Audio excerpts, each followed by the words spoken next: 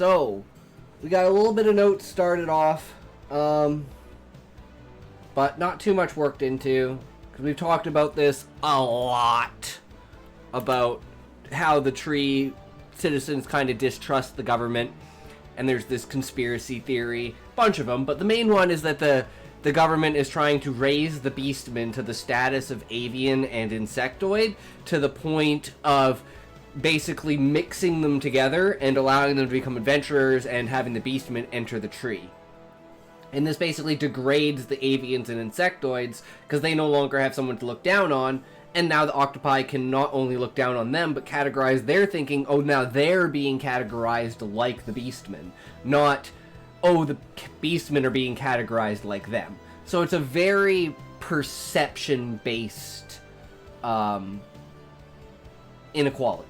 That's not actually real, but that's just how people feel. And the other one is that the people, like the fanatics, are worried that the Beastmen are using this as like an espionage infiltration in order to get inside of the tree and restart the Beastmen War. Which, I mean, to be fair, that's not a bad idea, but yeah, Monarch doesn't care because you're not going to be able to fucking kill him. You're just going to laugh at you and evaporate you.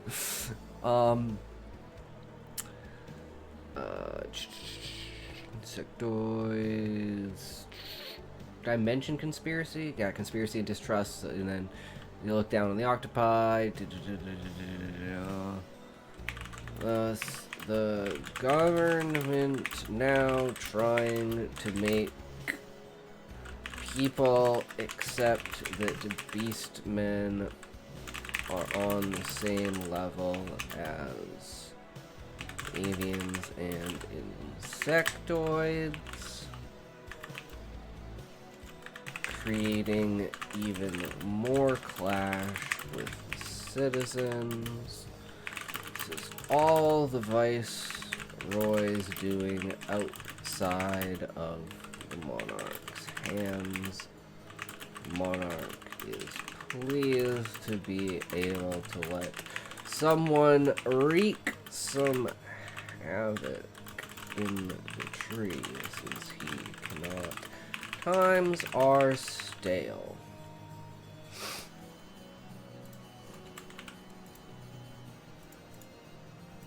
It's an O, of course. It had to be the one vowel I didn't pick. Beatman. Beast. Men.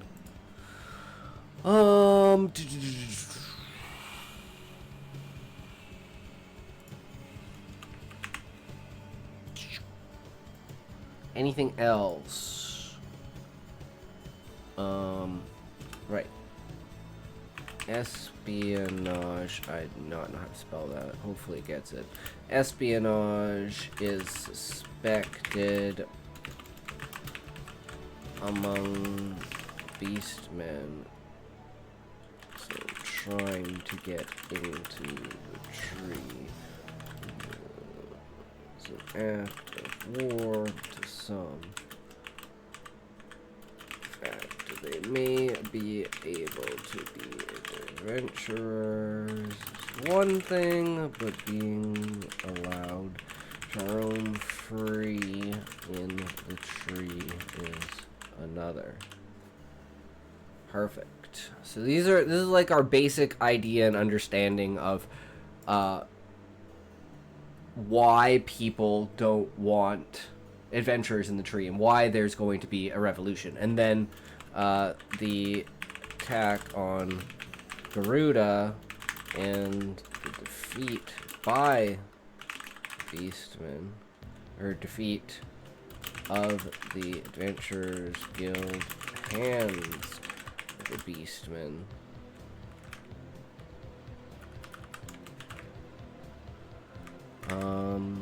Attacking Garuda and the defeat of the Adventurers Guild at the hands of the Beastmen causes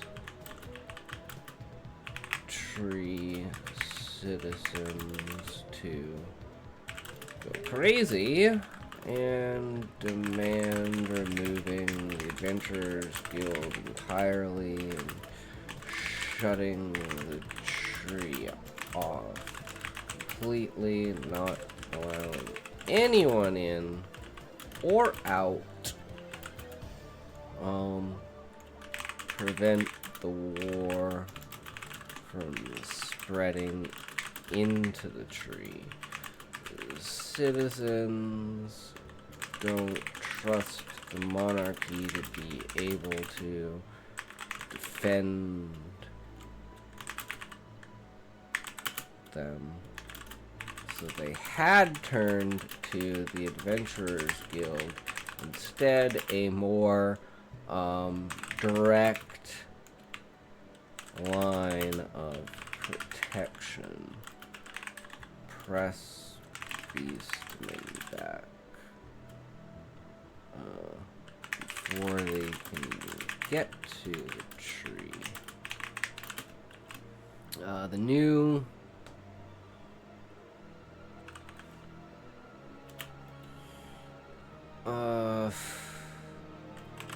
monarch, in order to keep the people appeased, dismisses the Adventurers Guild, or exiles the Adventurers Guild from the tree. This is after a lot of shit has gone down, too. So, I'm trying to think if there's any other justifications or reasons. We've got racism, class warfare,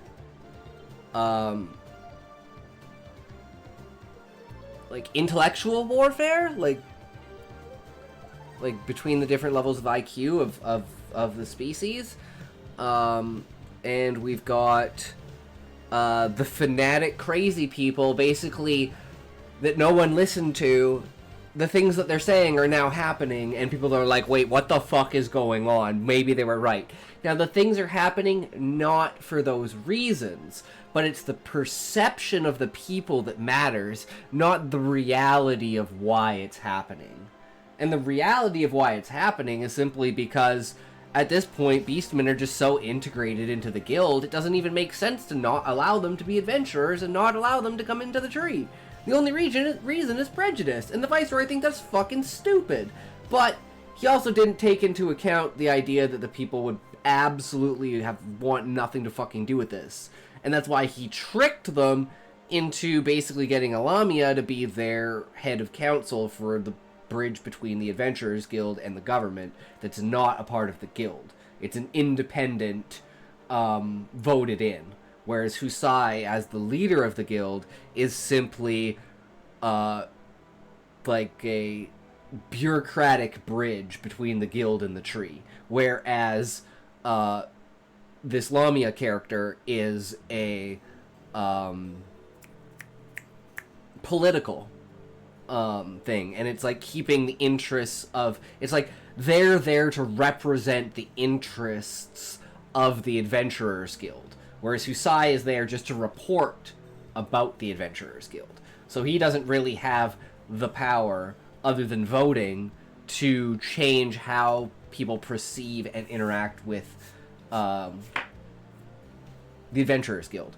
And the fact that this new Viceroy is doing all this stuff gives the old Viceroy stepping down and Husai the opportunity to step back and basically say, we are, during this process of transition, we are actually going to go out into the world, and we haven't done this in like 50 years, and we're going to actually take stock of what adventuring is actually like in this age now, and compare it to what it was before, because we're using like the logistical means and ideas of 50 years ago.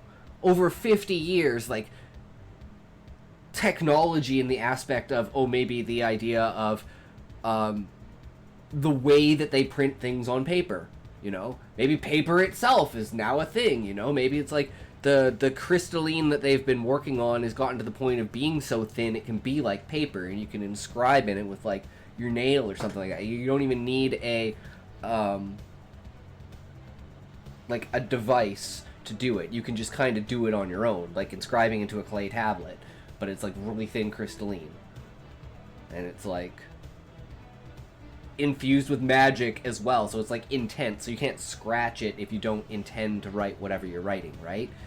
And one of the things for like written language is kind of the same for spoken language. Like people can see different symbols and read it the same way through interpretation. So because of consciousness, there is a single language in writing because of how Gaia is instructing people's minds to interpret stuff. So it's like they're all basically using English just to make everything easier. It is a cop-out, but so is the consciousness thing. But consciousness is fundamental, so it makes sense within the world itself and how consciousness is used. And then the war itself. So like there's one thing about like the fanatics saying that the beastmen, they're gonna now be able to infiltrate the tree, and when that doesn't work, when that all fails, they're gonna start the beastmen war again, because they've been planning this for 300 years. And people are like, that's bullshit. And then the fall of Garuda happens, and everyone's like, oh wait, what? Yo, dude, these guys were right the whole fucking time. And just because they have this view and perception on it, the people buy that perception instead of the actual perception that's not propagandized. And I think that gives like sufficient plausible cause for them to be like, yeah, no, fuck this shit. Get everyone out of the tree. Fuck adventurers. Fuck... Oh, Rojo, welcome Levi, how's it going? Fuck the beastmen, fuck adventurers, get them all out, rely on the adventurers to defend us, my fucking ass, they're fighting with the beastmen. Like, some people think that the defeat of Garuda is actually a ruse by the Adventurers Guild to be like, oh shit, we lost against the beastmen, because everyone's like, how the fuck did they lose against these beastmen? Like, what? They must have really been fucking slacking if they lost against the Beastmen, not knowing that, you know, technological octopi plus Fafnir were the reason that they actually lost the battle, not the Beastmen themselves. The Beastmen didn't even need to be there for the battle to be fucking lost. The Beastmen were just there as, like, fodder, essentially. The same way that the Monarch and the Viceroy treated the insectoids and the avians off the bat. Like, avians are scouts and insectoids are tanks. This is our vanguard in order to eliminate the enemy. And then it just eventually became, oh, we don't need to do this. It's not really working, so let's do the nuclear option and bring the moon out of the sky. And just say, fuck it. But yeah, I think that's a reasonable... that people at that point would be like, okay, something's fucked up. Whether it's the same reason or not, it is just the idea that something fucked up is happening, and people have been predicting it, and so maybe we should listen to those people that were right the whole time.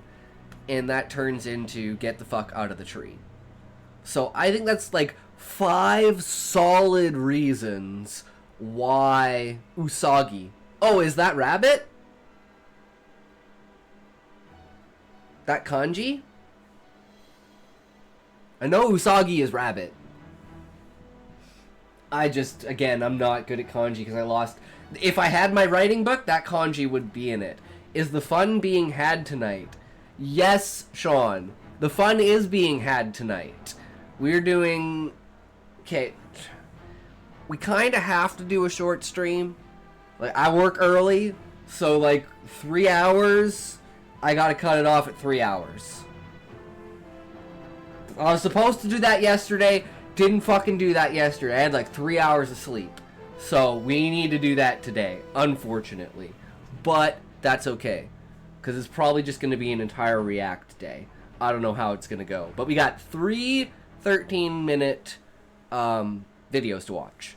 And first one we'll do with justifying our revolution. And this is my take on why the people are justified or believe that they're justified in asserting this revolution and kicking the adventurers out of the tree and saying, we want nothing to do with you anymore, get your asses out. As well as killing Zayd, of course, because that's the important, like, fanatical moment of, like, epicness that basically changes everything. Which is when we're going to have to do bread, but no circuses. Levi, that's technically the circuses are the plays. Like, the entertainment system that the tree incorporates. And I was thinking about traditions today.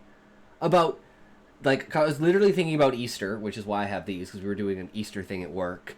But the idea was, like, how does, in my mind, this is what I'm thinking, right? This is my thought process. How do we go from the crucifixion to Easter Bunny? And the answer is the word telephone / like, ideology, right? And it's like, oh, we don't want it to be a religious thing. Let's make it more of a corporate thing. And then, or I guess let's make it more of like a like children's thing. And then it's like, oh no, we can make this a corporate thing. And then it's like, you gotta buy your Easter Bunny and your Easter eggs because they need their money. The goddess Ishtar, pronounced the same as Easter, her symbols as a goddess of fertility were bunnies and eggs because spring. Ah, see? Never thought that deeply about it. But anyways, that's really cool to know that. But yeah, so it's like, how do traditions work, and like what kinds of things like spark traditions? And I was like, well, what's the most prominent thing that I want in the book? And that's plays. I want plays to be so prominent in the book almost feels like a play. Because it's the entire structure of how the society works. Without entertainment, people would basically go crazy. So they have gone to the, like, most extreme lengths for how they do plays. And one of their traditions, rabbits are busy in spring and would be a common sight at the beginning of spring. That's why they became an Easter tradition. It could have just as easily been in other animals, as it almost was. True, and then the corporatization of that is, hey, let's make chocolate and then sell that to people, specifically kids, because then their parents will buy them chocolate, and then the corporatization of that. So I understand how that completely goes through its thing.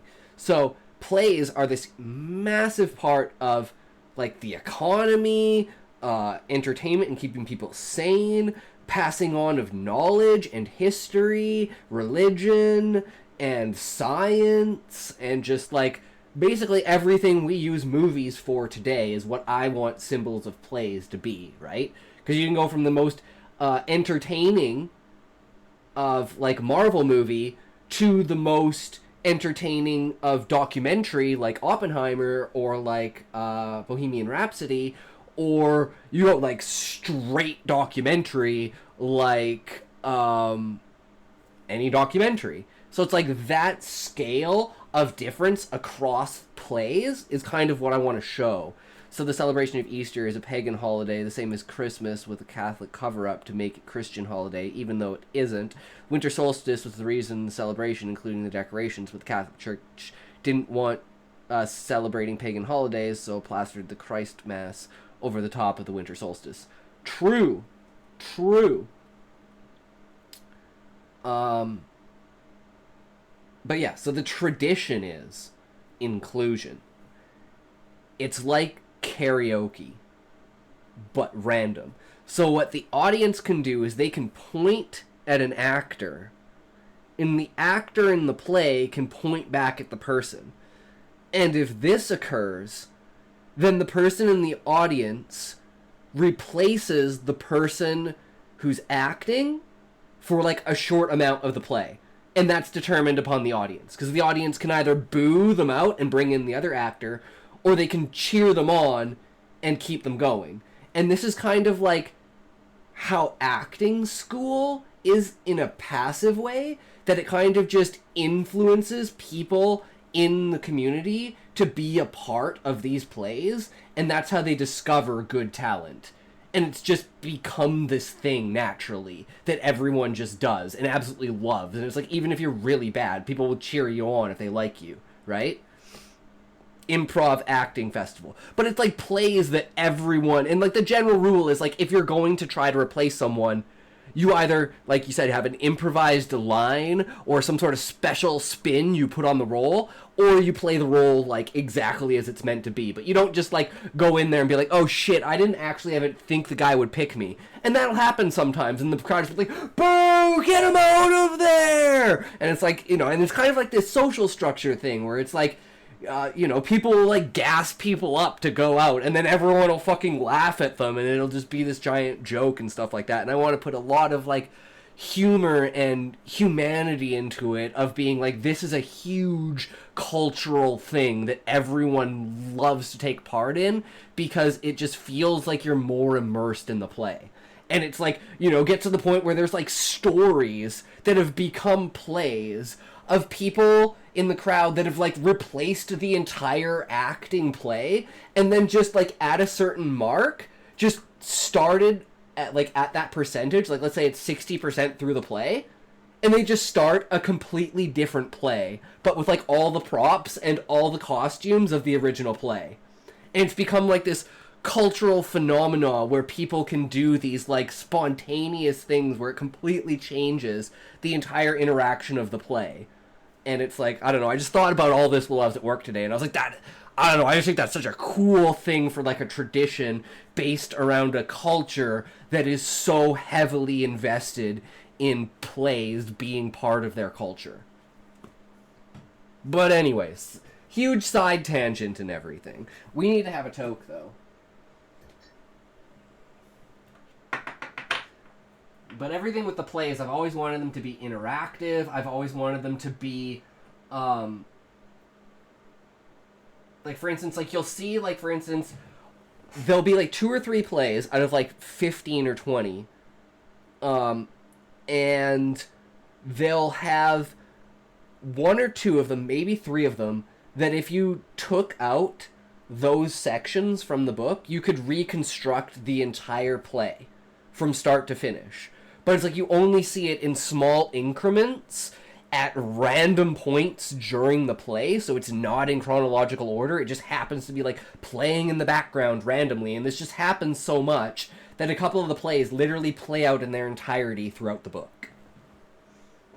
So it's like if you're like really invested in it and you really like the backstory and the lore, you could like, it's another part of the New Game Plus where you could go back and be like, oh, this is this play, yes, okay, I know exactly what this is, and then construct it together and then make the play out of it. Because I want, as much as I want those plays to be interactive, I want the book to be interactive. With how the different perspectives you can see by looking and dedicating yourself to different characters. And, like, you see everything through Husai's eyes, but you learn about other characters. So if you have the ability to place yourself inside of the other characters while you're seeing them from Husai's view, you can get entire different characters from that, because of the things that Husai picks up on and the things that other characters pick up on. That almost seems like you're talking to 2 different people, but it's like the idea of, are you the same person when you're at church versus when you're at your family dinner table? And some people, that answer might be yes. But to other people like me, usually you're not, like, in a good way, you're not making, like, really bad jokes and usually bantering and roasting someone at the table for something, right? That's not exactly etiquette you would do at church, but if like you have a really good family relationship and stuff like that, and you like to banter back and forth, which my family does, then it's like our dinner tables are fucking insane. So it's like having that kind of understanding of maybe only picking up on the parts that Husai sees, and you're thinking this person's like they're at church, and then you see it from another character's perspective, and that character picks up on other things that's like, no, this guy's actually like um, in his backyard yelling at his fence because he hates the world. Or something like that, you know? But it's like just the things that characters pick up on. Because certain people will look at someone and say, I know that person's having a hard day. And other people will say, man, that guy looks like he's happy. And it's like, it's a very subtle thing that people pick up on with body language and stuff like that, right? Like, if you're just paying attention to someone's face and they're just walking around like... But then you look at their body and they're just like slogging. But, you know, they're trying to put on a facade.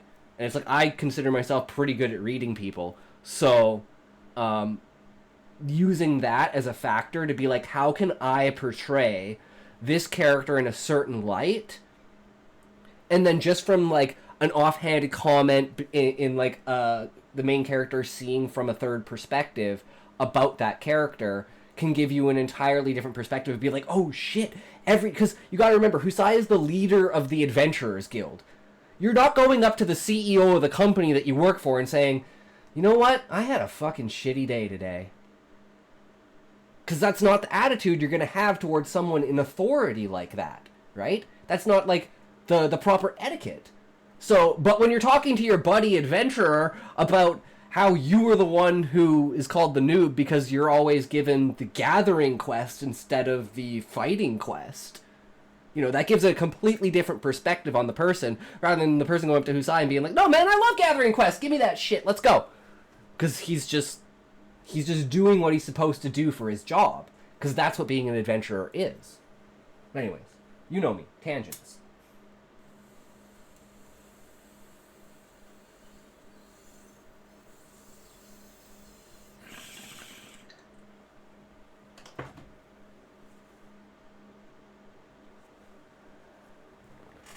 So, further ado, let's get into it. More than flesh. Beneath this mask there is an idea, Mr. Creedy. And ideas are bulletproof. Hey Subfuries, V for Vendetta, directed by James McTeague, is one of those rare films that relies on historical allusions, symbols, and philosophy in each and every one of its moments. The film culminates with a revolution against the tyrannical Norse fire regime, people marching in the streets, and the Houses of Parliament being razed to the ground. But Alan Moore's story offers a more complex question about politics, the people, and power. When is revolution truly justified? What justifies the power of the government, and when can you, the individual? And we're also talking, like, in this case, like, Zaid's the only tragedy. Zaid's the only person who dies. And that's the only reason he dies is because he refuses to kill anyone. But he just can't keep up with the flood of people coming to the doors of the Adventurers Guild to burn it down. And at the end of the day, he survives long enough that people can't get inside of the guild. And he basically saves the guild from being burned down. But he gets completely obliterated in the process. And the fact that it's pretty much impossible to die. The idea is that, like, with their hands alone, the mob, like, disembowels and, like, what's it called?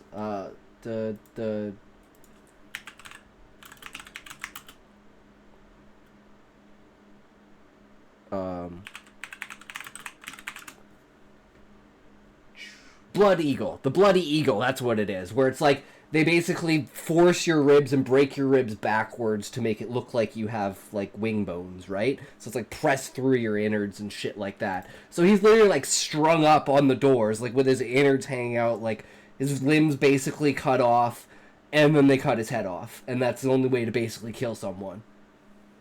And it's just this trail of blood going all the way from, like, the beginning of the branch of the tree all the way to the edge of the Adventurers Guild, which is basically like 1.5 kilometers blood stain on the ground where they dragged him. And he was just continuously fighting against them, pushing them back. And then by the time they'd gotten to the guild, the Monarch showed up and stopped everyone. But by that point, it was too late. But Zayd had accomplished what he meant to do, which was save the Adventurers Guild. And it's like, it's as brutal and fucked up as it can be, but it's only because, like, Zayd refused to let people ruin, which he found out was, like, the only way to identify the Warriors of Light. And he kept telling Husai, and Husai would not listen. And that caused a lot of shit, and that's why Husai kind of falls. So we were supposed to do a redemption arc about that today, but I thought this would be more interesting than... And I still need to think more about how I want to do that. So I thought justifying a revolution would be more interesting. Because it leads directly into Husai's, like, Fallen Grace arc.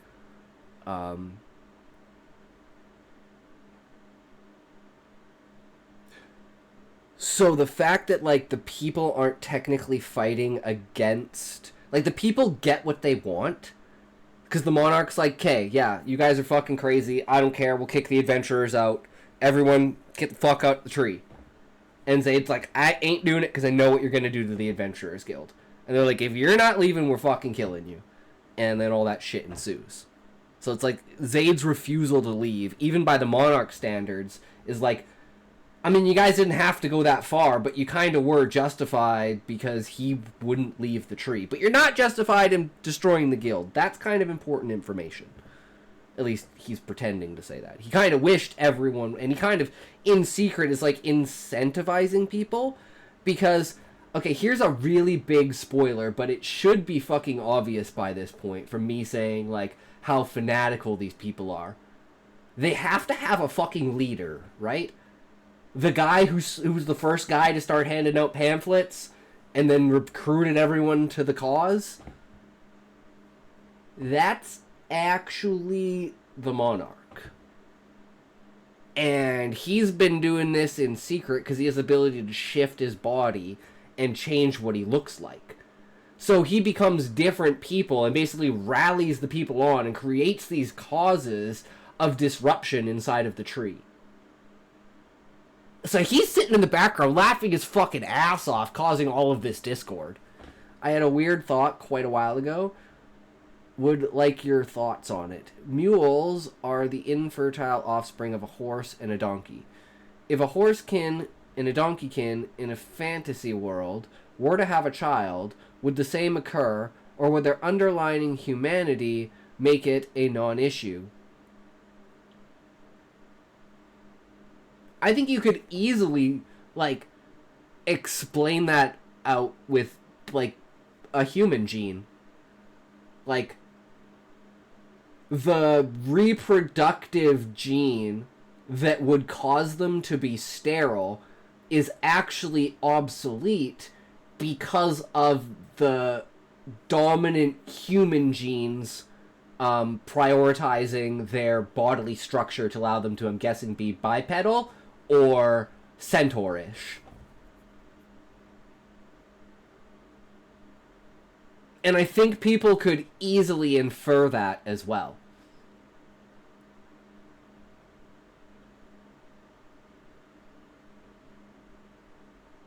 And it's like, I'd say that's almost kind of like the opposite where it is in my book, where it's like the sons and daughters of the monarch and the viceroy can only marry their matching side. So only the daughters of the viceroy can marry the sons of the monarch, and only the sons of the monarch can marry the daughters of the viceroy.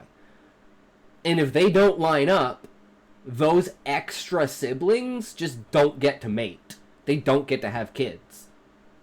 And if they do, they're executed because they have to keep the royal line pure, which is actually the monarch and the viceroy don't want anyone to know that they're genetically enhanced, and their first of kin are just as genetically enhanced, and they don't want that to spread into the population, so they keep them sectioned off. And that's the reason why the lost bloodline is so important. Same with the Warriors of Light, because the Warriors of Light are direct descendants of the previous monarch and viceroy.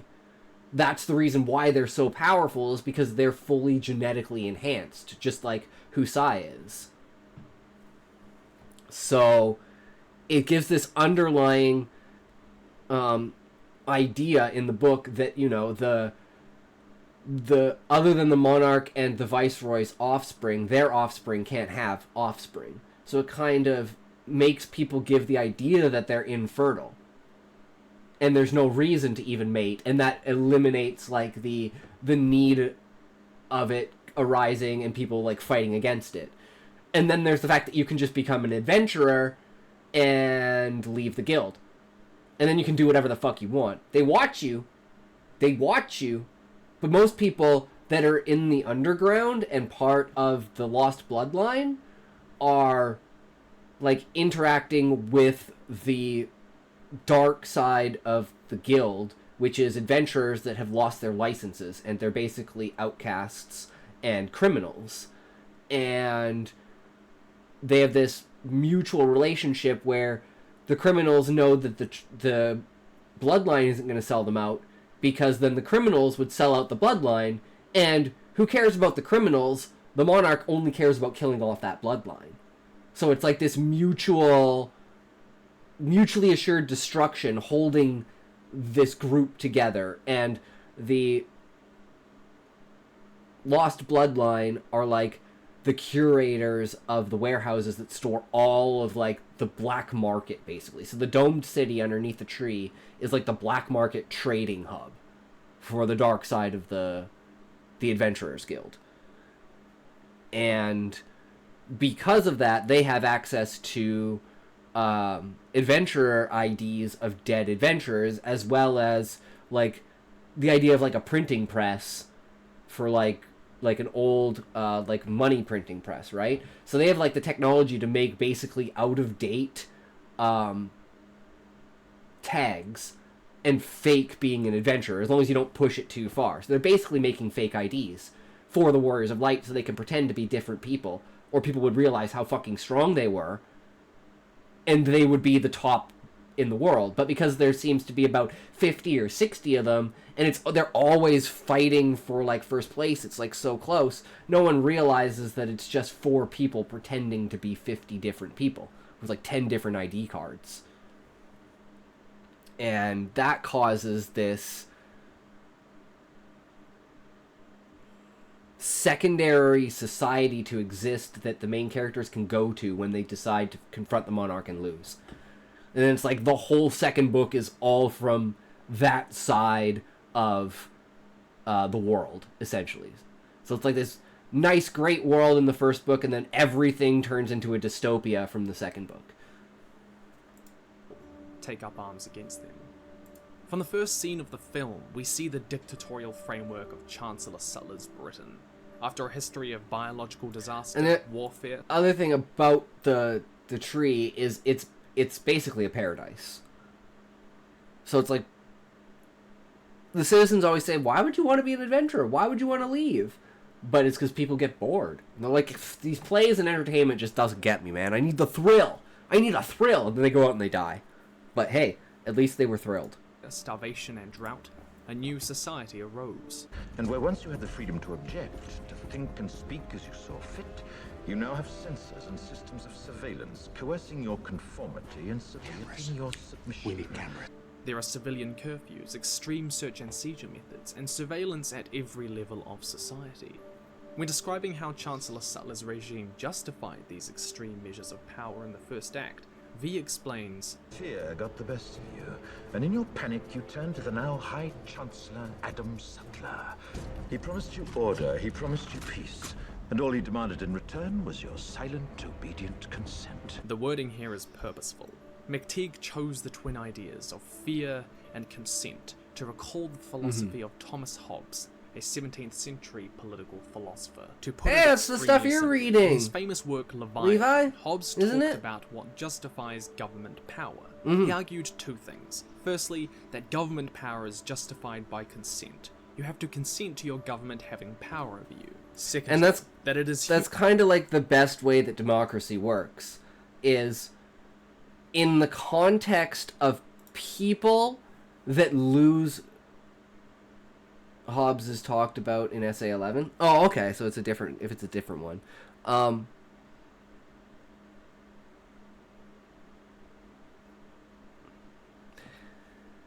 the government power is justified by consent of the people. People have to realize that in a democracy there are winners and losers. And as the losers of the vote, you still are consenting to what the government does, even though you didn't vote for that government. I'm reading Modern Stuff, 20th and 21st Century. Ah, okay. I just remember you mentioning Hobbes, and I was like, wait, I remember this. But I wasn't sure if everything you read was his philosophy, or if it was just like the democracy, the dead god, or whatever it is.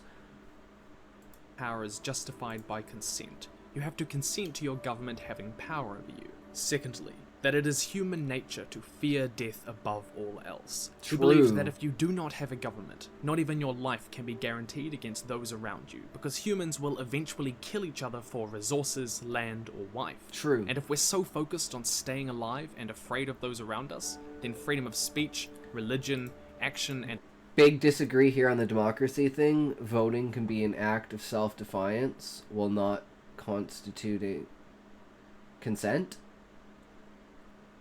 Well, I think in a place of, like, for instance, Canada and the US, if you don't agree with the current political structure, you have the option to leave the country.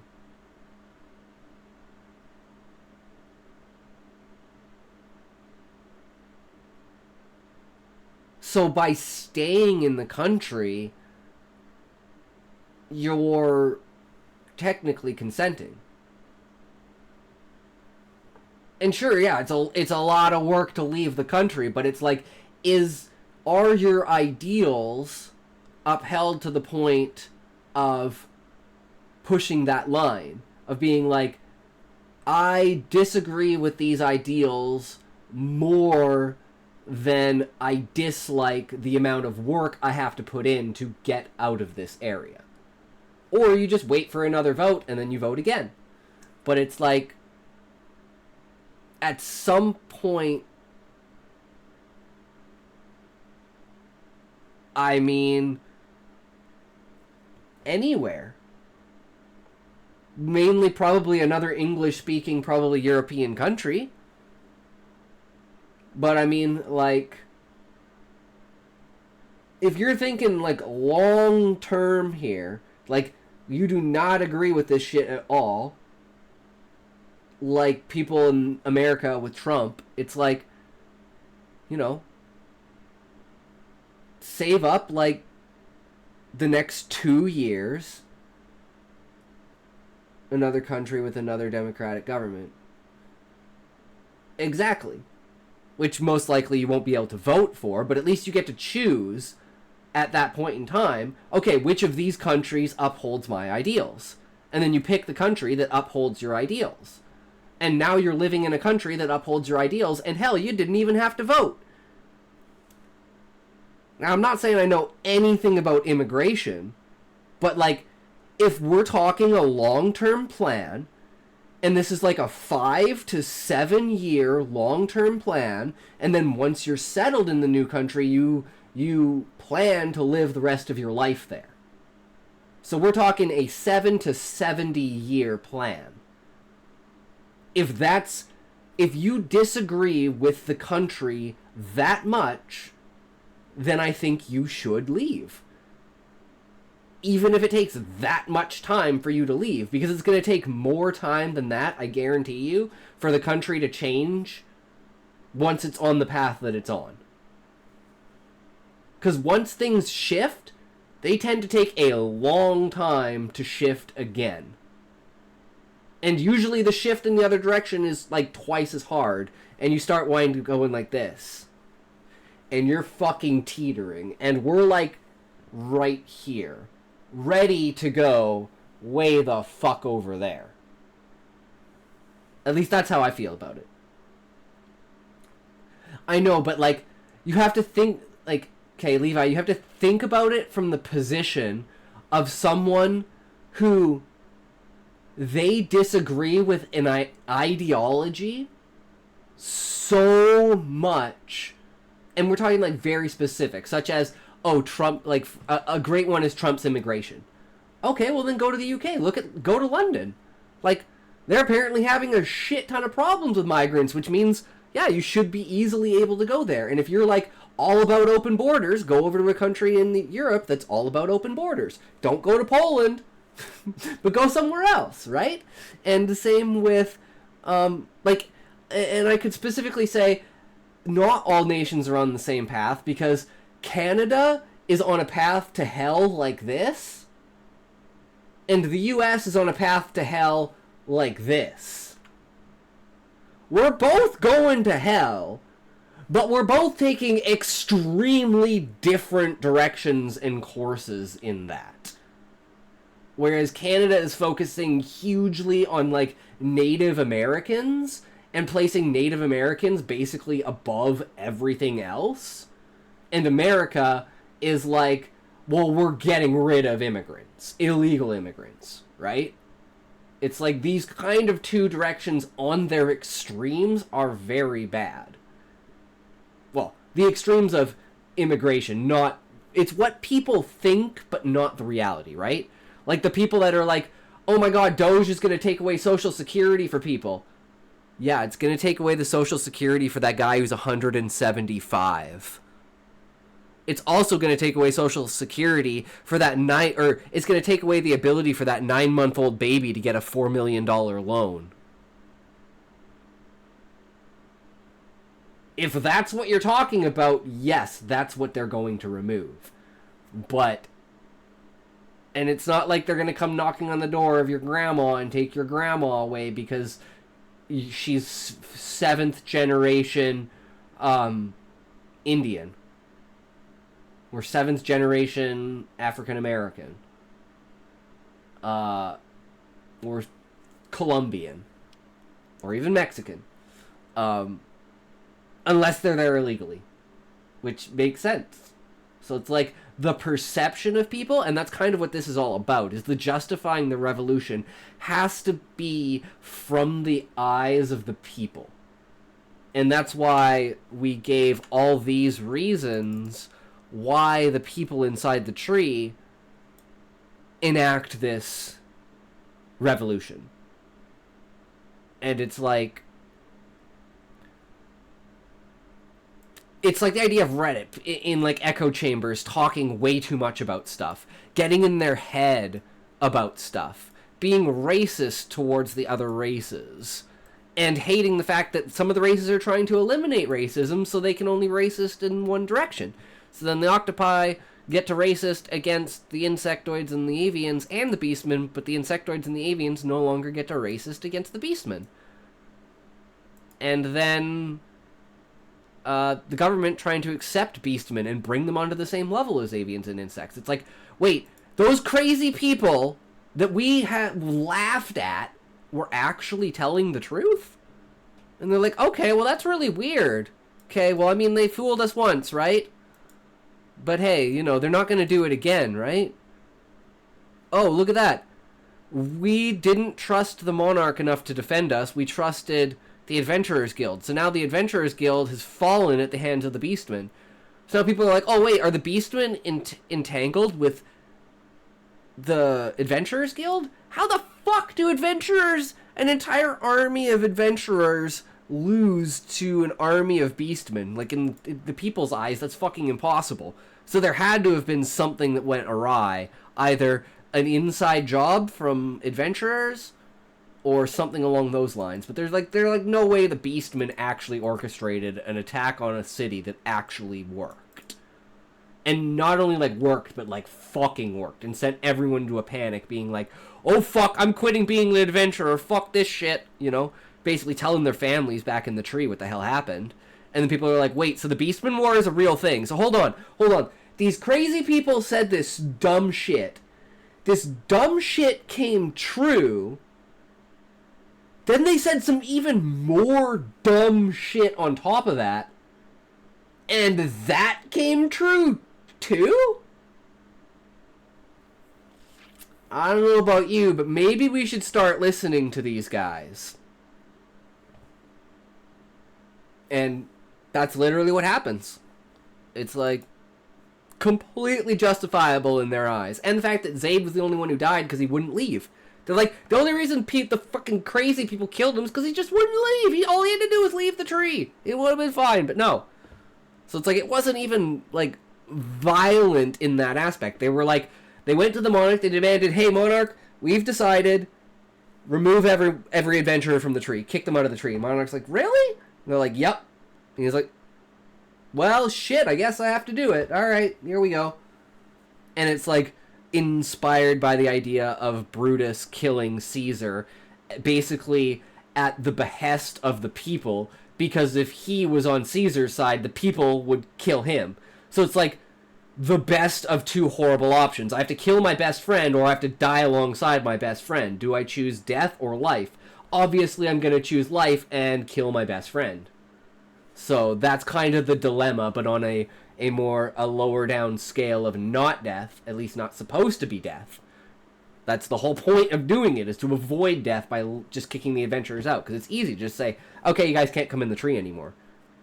It's a lot harder to be like, okay, I have to kill like half of the people because they're all retarded. He doesn't want to do that. That'll set back things like multiple generations for his plans. And assembly are simply not guaranteed, or even possible. V alludes to this sentiment in his revolutionary speech. I know why you did it. I know you were afraid. Who wouldn't be? War, terror, disease. There were a myriad of problems which conspired to corrupt your reason and rob you of your common sense.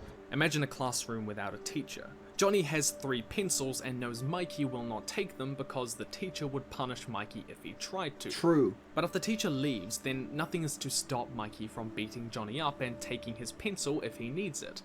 A classroom without a teacher is like living without government to Hobbes.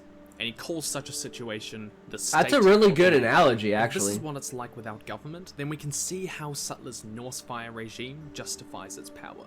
Any government that can provide peace, order, stability, and relieve us of that constant True. fear for our lives Yup. must be necessarily better than the state of nature, no matter how oppressive it may be.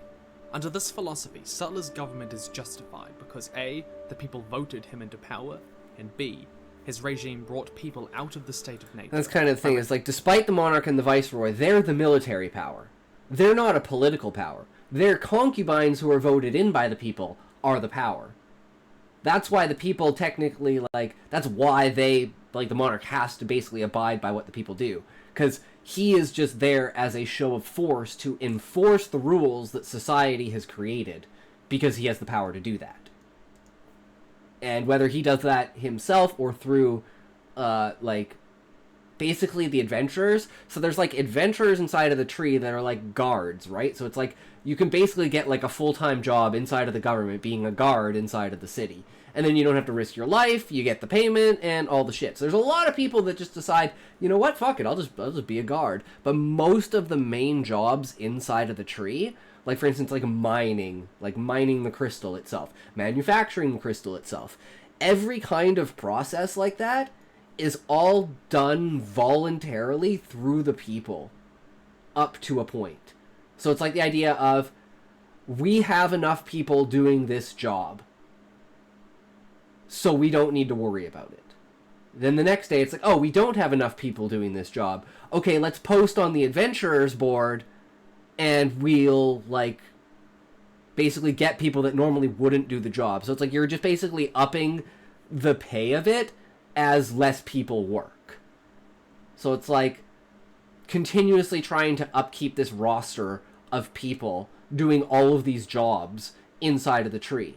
And, like, one of the main things in order to be able to leave the tree is have, like, a certificate signed by, like, all of these different, like, corporations, basically, inside of the tree that do these. To be able to be, like, you're trustworthy, you can take orders, you know, you don't fuck with shit, and you can deal with people. And it's like, okay, yeah, oh, you seem to be a total fit for society, you can go leave the tree. And then usually 2 minutes later they come back into the tree like, I didn't know what the fuck that was, but I am not going back out there again. All governments look great on paper, but so far none of them have taken the correct steps to protect the people from the government. In my opinion, the CIA and Secret Service, or whatever agency mirrors them in other countries, should be tasked to protect the governmental officials from foreign assassination, but the people from them. Yeah, that's why I think there should be 2 sectors, right? There should be, like, a civil sector of, like, the CIA, that its only purpose is auditing the government for whatever purposes, and it's backed up with, like, military strength. So if you're fucking around in the goddamn government and you fail an audit and you start turning into a gangster, they bring in the fucking military and just execute you. And this would clearly be after, like, you lost the trial, but you're still not giving up your position, right? It's like, you've gone through all the proceedings and the person's still having a fucking temper tantrum, just take them out. And then it's like, they go from protecting the government from assassination to being the assassins of the government at the will of the people.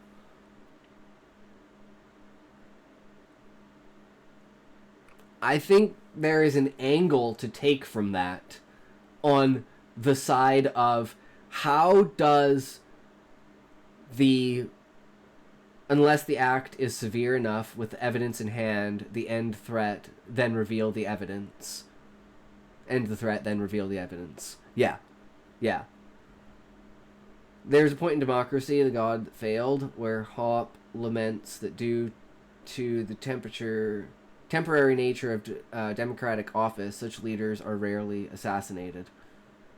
Yeah, the only leaders that are truly assassinated are the ones that have such a dramatic change of view, and they upset the people that have power.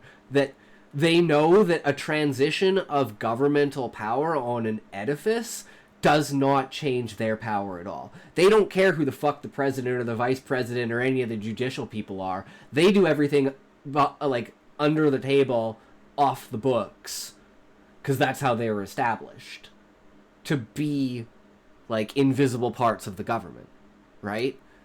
And it's like when those people are in the pockets of the actual officials, that's when you don't have to worry. But when someone comes in and their main purpose is to get rid of those people, such as Trump, which is like, I have this really, really funny story. My dad, he is like pretty big in the government, or was. They fucked him over, he fucked them over, he got to retire and got triple his pension. Basically, he was a whistleblower. And they fired him over it, and then he sued them, and he won. But, so, you know, he's slightly known, let's just say that. And he absolutely loves, like, politics and, like, government and stuff like that. Because now he can just sit back and laugh because he fucked the government over because they fucked him over. So he don't give no fucks. So he's laughing his ass off at, like, Trump. Because it's like, we're huge into conspiracies. Like, I love writing, so I like conspiracies. My dad, he's like all in on it, right? I'm like, I like the idea, and sure, there's some evidence behind it. Yeah, you know, it makes sense, but there's not enough evidence. There's not proof. There's just, like, evidence, right? And, for instance, like, assassination of JFK, because he was going to reveal UFOs. And the same thing with, like, Donald Trump. It's like, the Secret Service comes in and, like, some guy in black, like, Men in Black dude, puts a bullet down on the table, and the bullet has Donald Trump written on it. And they say, if you mention anything about UFOs or secret government projects, black book projects, or anything like that, this bullet literally has your name on it. And that's what they do to intimidate people coming into the next power structure in order to maintain their power. And the people that fuck with that are the ones that get assassinated, i.e. JFK. My dad believes it. I just think it's a story. It's a there's like a 3% chance that's real. That's a 3% chance. He thinks it's like a 97% chance. I don't know. Relieving them. But then again, there's always this, right? You think of the craziest things, and then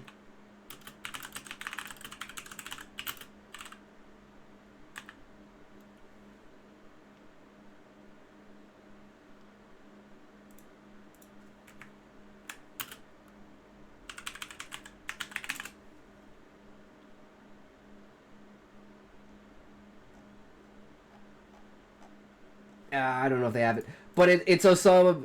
I think it's Osama bin Laden, right? And it's like there's like a coup against him, and he literally calls everyone in, and then he's like, yeah, so we found out about your coup, and then he has a list of names, and he's literally reading people's names off, taking them outside, and executing them on the spot. The idea that conspiracies never happen is absurd. Governments are pretty good at maintaining secrecy in wartime operations, so it's not crazy that they might succeed domestically. Yes, no, I'm not talking about conspiracies in general. I am specifically talking about UFOs, aliens, the power of consciousness, technology that would free us from basically ever needing energy, and like, the fact that we have like scientific bases on the moon and on Mars, and like, we've actually sent ships with people outside of the solar system. It's like, at some point, yeah, sure, like 0.2%. There's like a 0.2% chance that like I have written a short story. The UFO stuff is definitely cover up for military weapons testing. Yeah, that's what I would assume. Because think about this. If on average the military technology is 50 to 70 years ahead of what's currently available at top end of the public, think about what technology would be like in 50 years. And that's probably the technology that they had in the 90s. Not perfected, but like a baseline technology, like anti-gravitics, actual fucking laser weapons, like photon cannons, energy shields. I 100% believe that there is a possibility that the government has that kind of technology on like a globalist Illuminati level, where it's like, yeah, nukes are one thing, but this shit is like having the shields in Dune that make guns useless. Right? I missed something. With the information age and the universe we have now, there hasn't been enough time for even the simplest of radio signals to reach us from even the closest possible planets that could theoretically support life. The Earth itself is 4.5 billion years old, and life didn't start on all those 4.5 billion years ago, and it took this long to reach our level of evolution. The representatives are supported by the people, and the people are corrupt in micro interactions. Innocent are the people who think that there is no such thing as cosmoethics. Nothing goes unnoticed in the natural order of the universe and the cosmos. True. And what I would respond to you with, Sean, is consciousness. The idea that consciousness creates reality. So, the Big Bang was actually created by consciousness. So consciousness existed before the universe. And consciousness is fundamental to reality. Without consciousness, there is not reality. Consciousness manifests and creates reality. So from that perspective, it would absolutely be possible that entities, because we're not talking physical entities when we're talking like aliens on this scale. We're talking interdimensional, non-physical beings that are pure energy, pure consciousness, or come from alternate dimensions. I have a theory that we call stars are actually universes, and our whole universe is a larger star. Yes, and it's like the idea that a black hole collapse of a star is the Big Bang.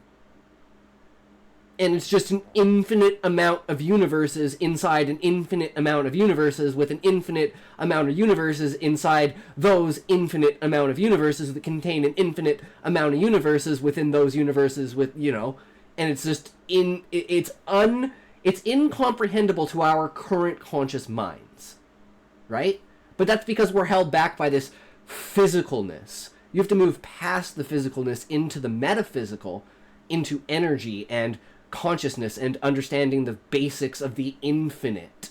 An infinite nesting doll of universes. Exactly. And every star that collapses into a black hole is another universe. And there's no way to know how deep into that you are. The pre-existent consciousness thing, I mean, sounds like deism. The recursive universe stuff is a different thing.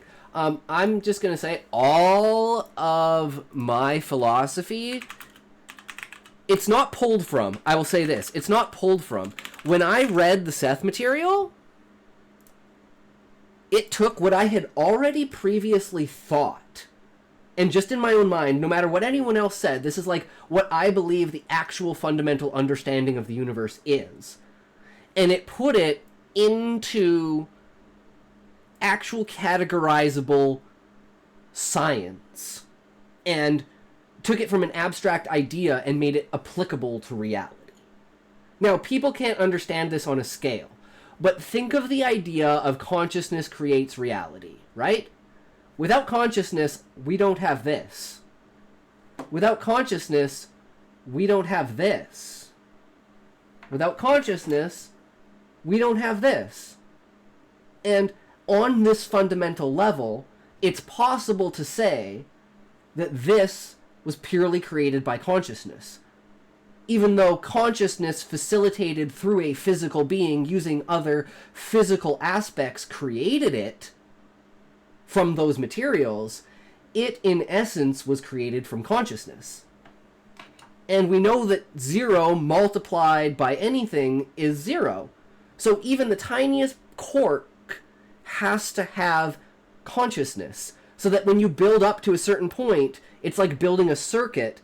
And once that circuit is complete, energy starts to flow. And I believe that's how consciousness works. And that's kind of how I've built consciousness into the magical system of my book.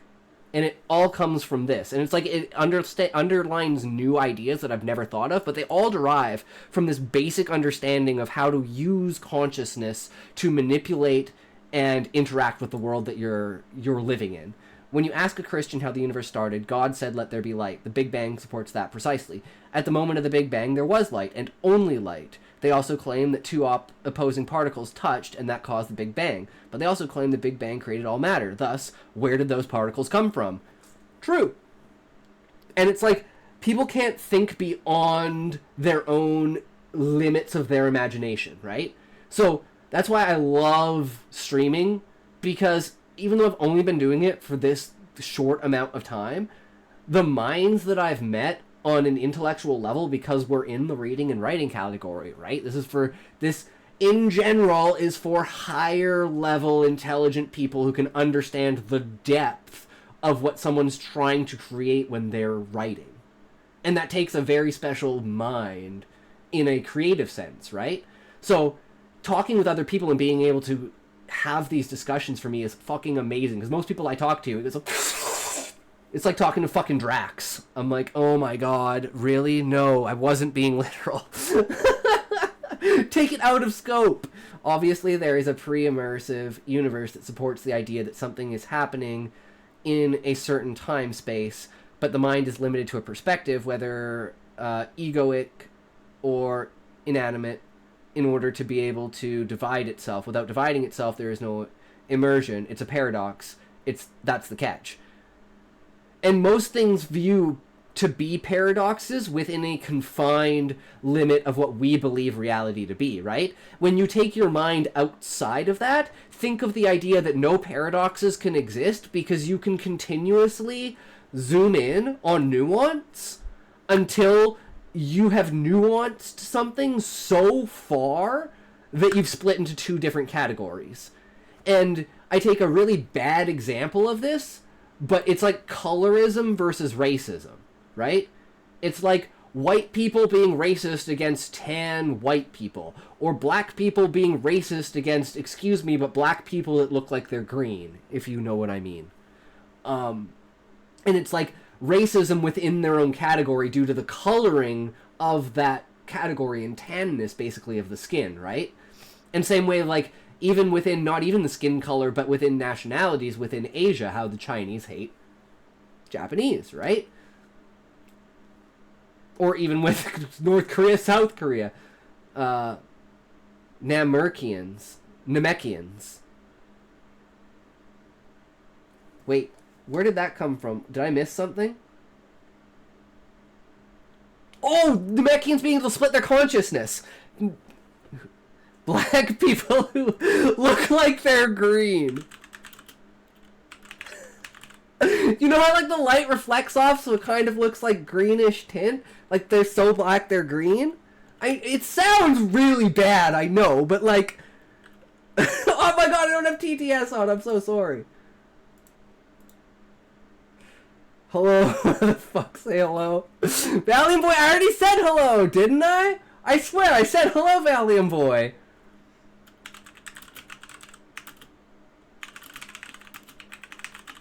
I'm just fucking typing it in. No, that's not what I'm talking about, Google. You're a fucking idiot. Like, who's that? Who's that? No, this is just fucking stupid. This is so racist, but.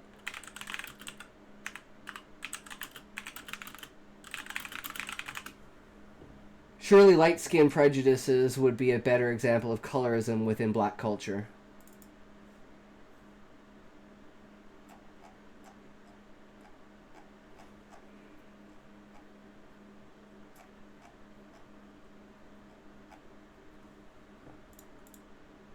True. I said it at the beginning. It was a really bad example. But it was like the one that just immediately came to my head. So I was like, oh, okay. It's a really bad example, but it kind of shows the point. And that point also is like supposed to be on a darker side, so I thought it kind of fit with the vibe of it, right? Because it's like, how can we turn this into something that it's not, essentially? But anyways, the willingness of the person inside of the democracy to allow them to be asserted to the level of that government is always a very tough question, and then the means by which and the cause of that person to, like I said, evacuate that country is like a 5 to 7 year goal. Does your ideology change and demand you to leave at that great cost? Like, I'm literally talking like people having to flee China, like white people having to flee China because they've lived there forever and they don't, like, they know how the world is and they tell the Chinese people how the world is, and then the Chinese government goes, no, you can't talk about Tiananmen Square or anything like that. Get the fuck out of our country or we kill you, right? Like, that's the extreme I'm talking about. But people think on a different level than that when they're on a lower IQ level, right? Like the people in America who think Trump and Elon are fucking dictators. It's just fucking retarded. Same with like how people inside the tree think people are fucking retarded for thinking that allowing beastmen to be adventurers and allowing them into the tree is somehow going to make them on par with insectoids and avians to the point that it's going to be an us versus them, and the octopi are going to win because the octopi are on a higher standing ground. It's just such a ridiculous thing to think, but it's what people think, because people are fucking dumb. Why do Chinese, Korean, and Japanese movies only have Asians? If the world was divided into smaller, less powerful nations, then the process of political immigration would be far more practical and would yield more beneficial results. True, Levi. And I'm not saying that like, this is a good idea or this will get you your results. I'm just saying, extrapolated to the real world on an extreme, the people inside of the tree are acting like the Americans are towards Trump and Elon, literally acting that way towards the Adventurers Guild, as if the Adventurers Guild was responsible for starting the war with the Beastmen. Which, to be fair, in a sense they were, because Fafnir was taking a nap and they woke him up. But he would have woken up and started the Beastmen Wars in another 150 years or 200 years anyway. So it was like they just expedited the inevitable. So now they have the chance to actually deal with it, as opposed to leaving it for their great-grandchildren to have to deal with. So it's a lot of people just not thinking on a long-term scale. that they feel it's justified. Like, me, from my perspective, it's fucking retarded what they're doing, right? But from the people inside of the tree, they're like, yeah, this makes sense. Get these fuckers out of here. They have, you know, it's the security before all else. If this is causing us a slight bit of security, get the fuck rid of them. It's nearly impossible to prove time travel because if you send something even 5 minutes forward or backwards in time, the object would appear in space 5 minutes forward and will appear behind the Earth, never to catch up 5 minutes backward, and it would have been in front of the Earth and burnt up in atmosphere. See, I've thought of that idea before, Sean. And how would you get around the concept of that? And you know how you get around the concept of that? I'm going to give you a hint. It's how the engine works in Futurama. Oh, the ship's so heavy I couldn't build an engine to move it. So I built an engine that moves the universe around it. And that's kind of like how I would envision time travel. Because time is only a perception. Time doesn't actually exist. So thus, time travel is not actually time travel. It's something else. Either moving to a different dimension that's displaced by that amount of perceived time, right? You would need to either build your time travel device into a space vessel or else discover a method of anchoring to the planet's core. If you were thinking in time travel on a physical sense, if you believed that time was a linear construct that all beings of consciousness experienced at the same time. But let me ask the question that I have never had an answer to because I don't think I've ever asked someone who's intelligent enough to actually give me an answer because I have no idea. And Google is not helpful because this is not something people generally do research on. But, for instance, time is a perception of movement. Well, it's extrapolate even further beyond that, that time is a construct of consciousness in order for you to understand and cohesively experience consciousness, there needs to be a linear structure for the experience itself. But that's only for the experience. It's like editing a movie. I love editing, by the way. So to me, time is like editing a movie. You don't necessarily see all of the pieces that was the time from someone conceiving the idea in their head to the moment the full production was first pressed export and rendered. And I believe that the product video at the end is the actual experience of consciousness, but that is not how the world works, and that's not how everything is actually done. It's done on a much smaller finite Planck scale that just adds up like frames on a camera that your consciousness attaches to and experiences. At least that's how I believe to perceive it. And it's not even like in this concept, it's like everyone's perception is valid. So if you believe that time is a linear construct, it's a linear construct. And even to me, it is a linear construct, but only in a niche idea of the understanding of this existence and experience, right? Did I ever mention my theory about fictions in our world? I'm not quite sure, Sean. Go ahead again and do it.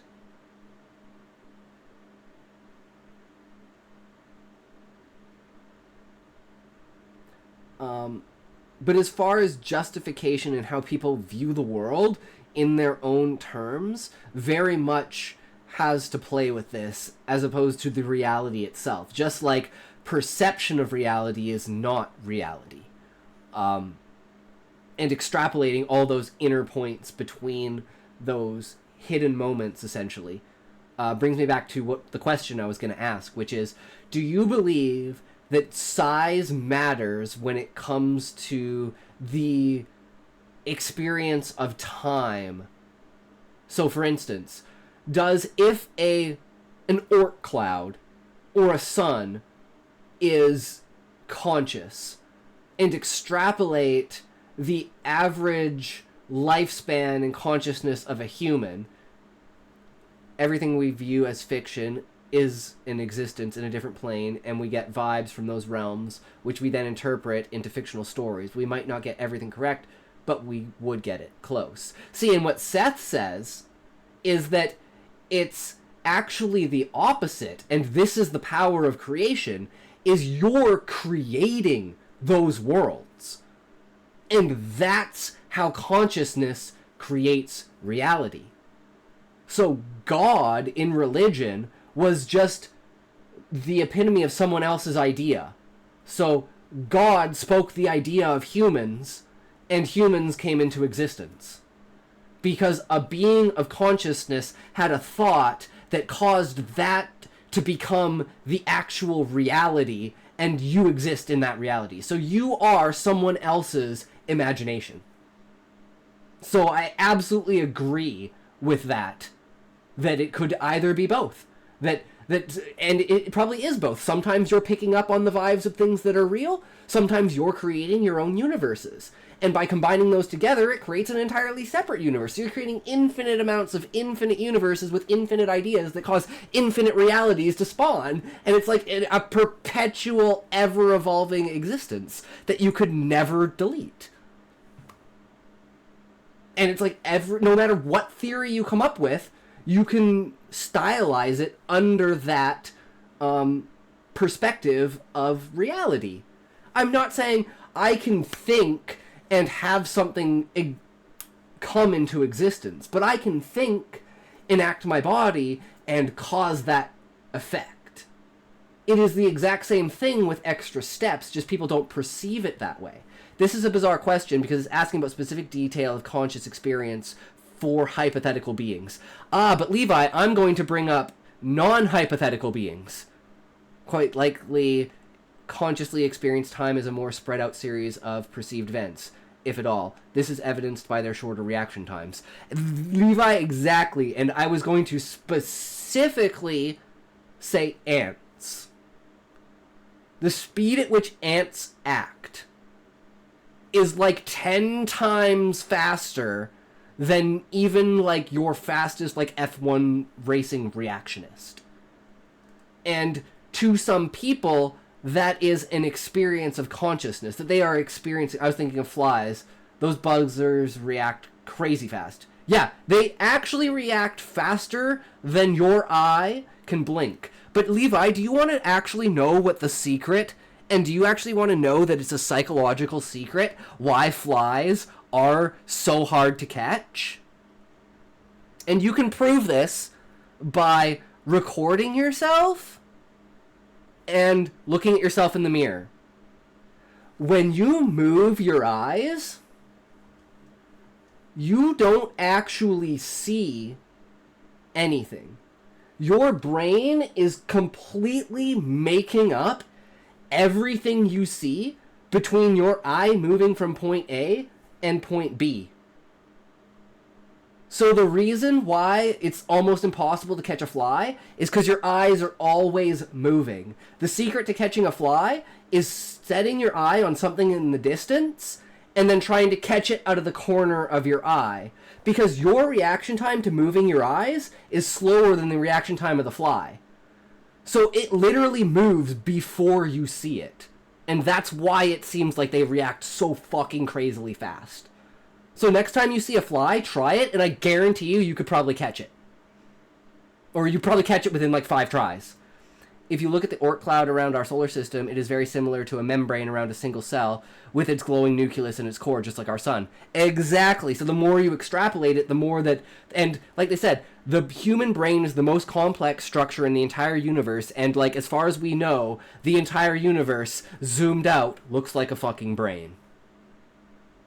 It's consciousness creating consciousness that facilitates creating consciousness that creates more consciousness. So I don't think it would ever be provable unless you could talk to the ant, and it would be like, yeah, I'm gonna be really fast, no one is gonna talk to you, and I would slow that down 10%. Okay, yeah, no, okay, now we know. Hey, so are we watching a video about revolution, right? Well, we are, but we're also discussing politics and the idea of consciousness and how that interacts with people and how people justify. So it's more about perspective. I guess this entire video is, or this entire stream is more about perspective and how people view things versus what reality actually is. Because I'll prospect you this. What good is knowing all of this about the universe if it doesn't help me get food tomorrow?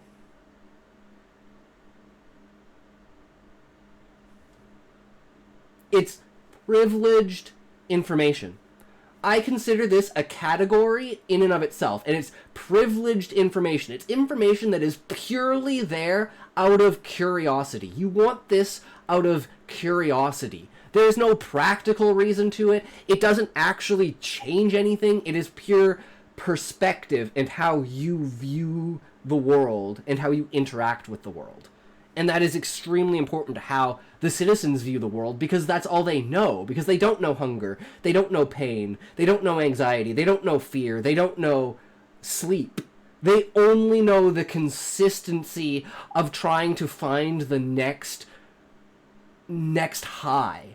And this is almost what plays facilitate, is almost this drug addiction by the people to just continuously have this adrenaline of ideas and curiosity and knowledge and inspiration and thought and provoking and all of this to keep their minds in a flare, to prevent them from sitting back and realizing that their lives are so stagnant and they're not actually doing anything. And the people that do sit back and think that become adventurers. And it's just such a simple mindset shift, but it takes so much for someone who's ingrained in that reality. Apologize for my weirdness that encouraged that tangent. I'm proud to be weird, but when it inconveniences others, I do feel bad about it. No, Sean. My skill, I am 100% ego boosting the fuck out of myself. My skill, I can take an 11-minute video and turn it into a 4-hour stream. I do this. I'm not saying better than, because I think he could do it better if he didn't have such, like, speed to the stream. But Asmongold could take a 4-minute video and turn it into a couple hours if it's an engaging topic that causes an extreme amount of tangents for this information backs up this information backs up this information. Oh, we had someone in chat who doesn't agree with it. Let's pull him up, see what he thinks about it, and try and change his perspective about it.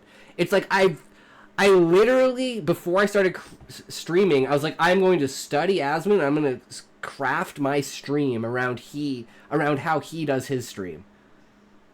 And it slowly evolved into, yeah, now I can take an 11-minute video and turn it into like 4 hours. As long as it's a topic that's relatable and talked about, and I know like some sort of idea beforehand as to what it's going to go into. And then having people in chat to talk back and forth and give new ideas about. So don't ever feel like you should be sitting back and not talking. You should be interrupting me at every point at possible so that I can continue to tangent and talk and spread the time out and just like elongate the content while creating more content. It's a good thing to know. I was just joking about the length of the tangent. Oh, I know, Levi, and it's like, I understand, like I said, intoxication is my name. If you don't understand that, then you're in the wrong spot, because that's all I fucking do. I literally press pause, I hear 4 words, I'm like, oh yeah, I forgot to say this. It's like, in that aspect, I do really feel like Asmon, because it's like, you have to just keep explaining it, or you're trying to continue to explain this over and over in this, like, method that I feel, Asmon doesn't even know this, but he's using, like, the Seth method, where it's like, you start with, like, you either start in 2 directions. You either start with a really, really big picture that everybody understands, and then you slowly break every single nuance about that down into a Russian nesting doll. Until you get to a topic that doesn't even seem related to the original topic. All to change someone's perspective about something they believe without any evidence to back it up. As well as starting from the most minute of nuance and extrapolating it into the most grand of universal idea that people can clasp onto. If you can do those 2 things, you can pretty much talk to anyone forever about any topic. As long as they're willing to listen. And like I said, I was talking earlier in someone's stream about The idea that my friends coined the word intoxication is when I just start talking about my book, and then like 2 or 3 hours would go by, and then I'd look around and all my friends are gone. And I'd just been sitting there talking to myself for like half an hour, just being like, oh my god, and then there was this, and then they had to do this, and then it was that, and it was like, oh my god, and then we did this, and then I didn't think about this twist, and it's like, wait, the fuck did everyone go? Shit, how long have I been at this? And that's intoxication. So they're like, you need to, like, ever since like 2011, they were like, you need to stream, man, you need to stream. Like, you'd be a great streamer, you should stream. And I was like, I don't want to turn, because I didn't have this massive, like, aspect of streaming. I'd always only watched, like, League of Legends streamers and shit. If you had the time ship, I'd anchor the planet's core, and then release the anchor when you choose. You could then use this as the fastest method of spatial travel. Going backward X billion years while anchored, then release the anchor going forward again until you were on another planet. Anchor to that and return to the current time. How many light years in an instant? True, Sean. That is actually a really fascinating idea. Is that supposed to say you're so... I don't understand, Valiant Boy. It says, I'll so high, bro. Are you high? Are you saying I'm high? Because, like, I actually need to grind more weed, and I've only had, like, 1 toke or 2 tokes, like, the entire stream. Like, we're 3.5 minutes into this video. Okay, let's go back to the video, guys. We've got 2 more videos after this, and we're only doing a 3-hour stream. Fuck me. To Hobbes, these are the only 2 requirements. Fundamentally, fear of death is the governing principle of human action in Hobbes' philosophy. When considering V's eventual revolution in this light, if the idea of having no state means falling into such utter chaos that one is terrified for their life, that they cannot have meaningful relationships, that they're in a constant state of war, then no such revolution is... I've had 0 tokes in my life. I'm still high. Well, nice, Sean. Good for you, man. But I come from a complete stoner family, and we've always been stoners. My parents literally on my 19th birthday were like, live a little, have a joint, and I've been smoking ever since. Good times. Definitely, I believe, like, I've had a lot of people talk about weed, like, fucking up their memory. Like, yeah, I have a really fucked up memory. I had a fucked up memory before. I also have seizures. And that fucks my memory too. Like, I'm fucking terrible with names. Like, sometimes I can't remember names. It's like, it's not just actually like me being, it's not like me being figuratively retarded. It's like mentally retarded in a reality because my brain is actually fucked up in some way because I have epilepsy. 5G fucks up your memory and speed of thought. True. Have you seen the experiments that they've done by putting seeds next to a Wi-Fi thing, and the seeds just like die, they never grow because the Wi-Fi signals kill them? Because electricity interfering with other electrical impulses, it overstimulates the plant and basically fries its circuit board. It's a really fascinating study.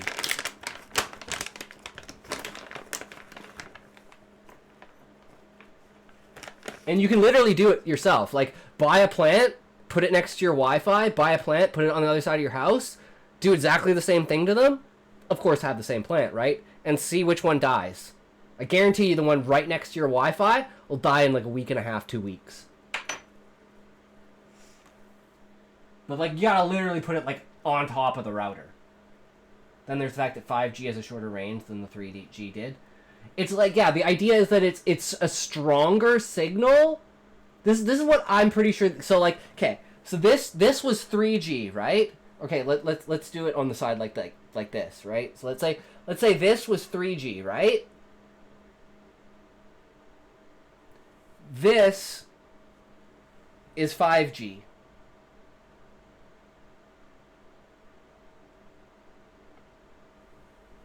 Where it's like, they've basically completely narrowed the band, so it's like it doesn't go as far, but its signal that does hit you is a lot stronger. And I'm like, I don't know anything about technology, but like just inference for me, I'm like, I bet you that's how they went from 5G to 4G to you know, upwards in Gs. Like, it's not like, oh, we developed a new way to send signals. No, we just made the fucking signal differently.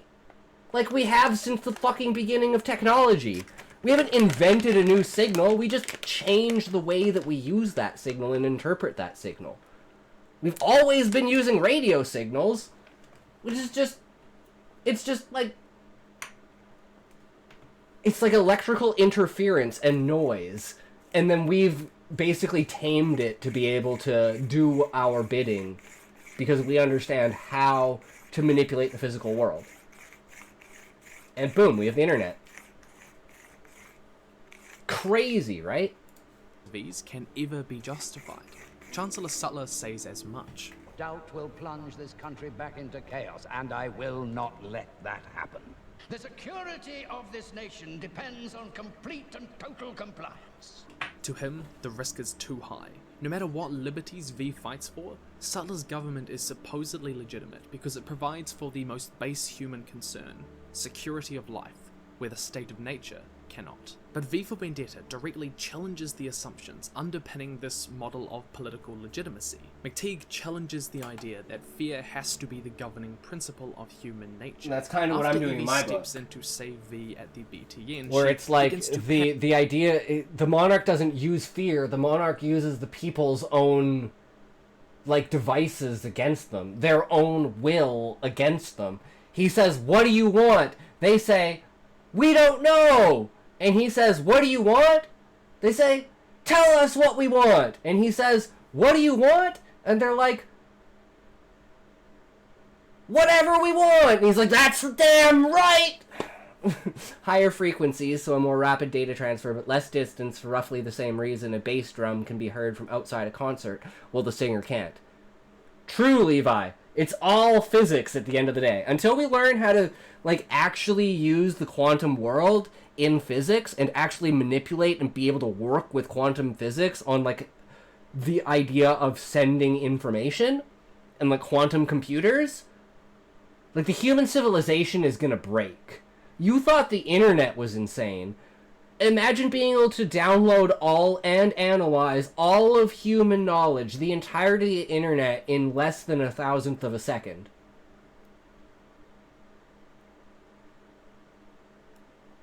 All of existence, less than a second. Because of how quantum works. And it's not dictated by time. And things can happen all at the same time. So it doesn't matter if your process is infinite, the process will finish as soon as it starts because it all happens at once. I want Li-Fi. It uses a control mechanism that flickers your house lights even when they appear off to the human eye. The camera on the computer and the flickering LED on the case transfers the data literally at light speed without any EM fields. Ah, that's super intense. I like that. I was gonna say something along the lines of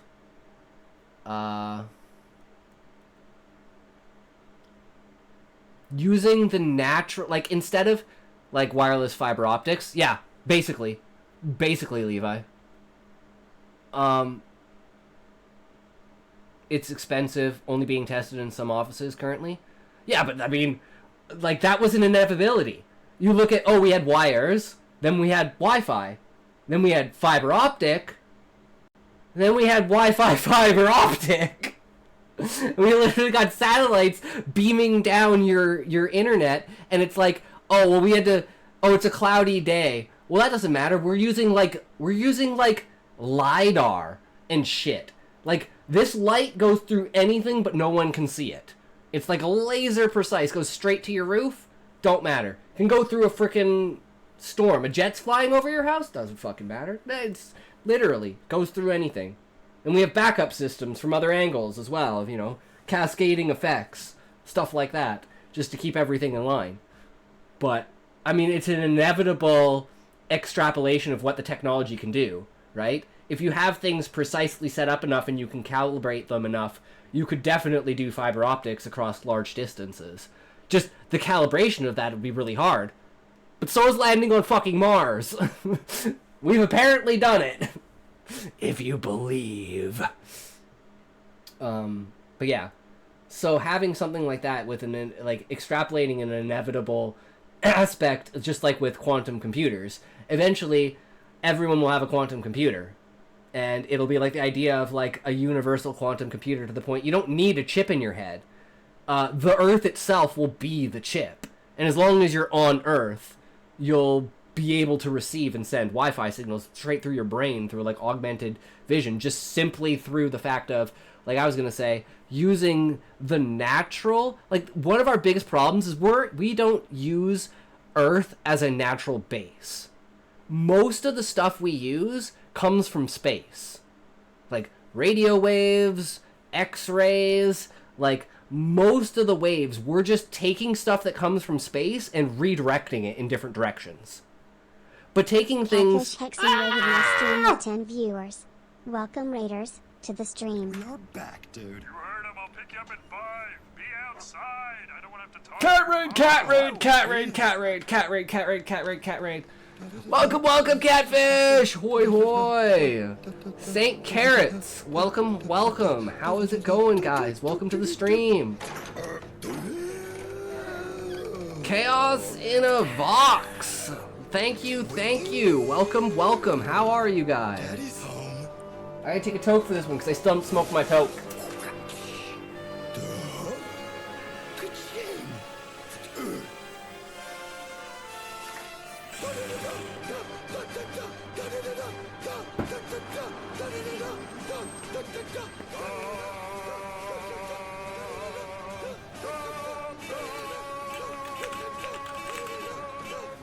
What hockey heard you the first time?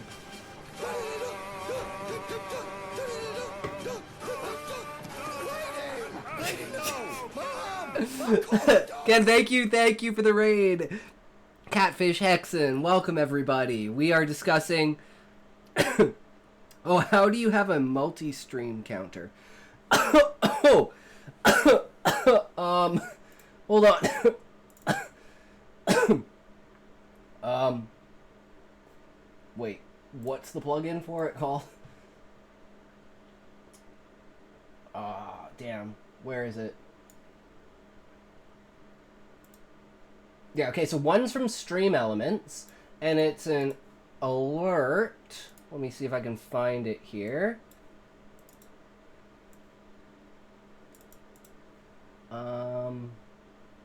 Activity feed, no. Streaming tools, overlays.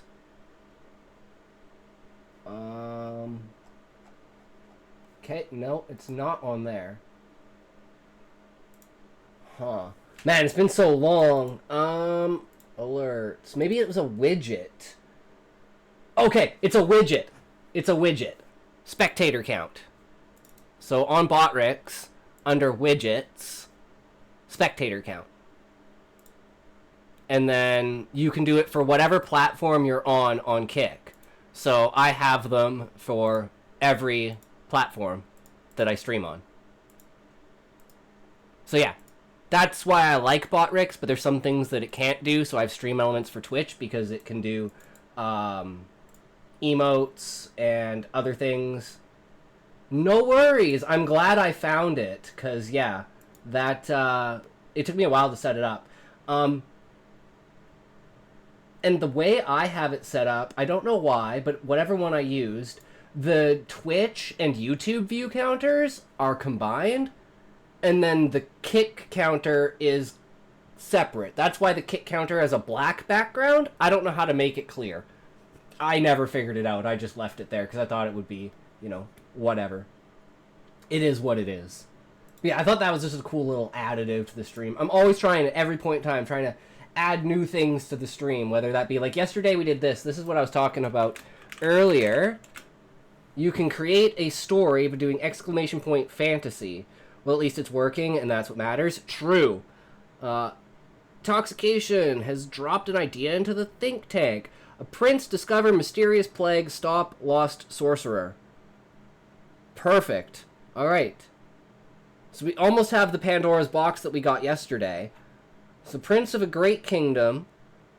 Underneath it, in the ruins of the labyrinth of that kingdom, there's a mysterious hole in the ground.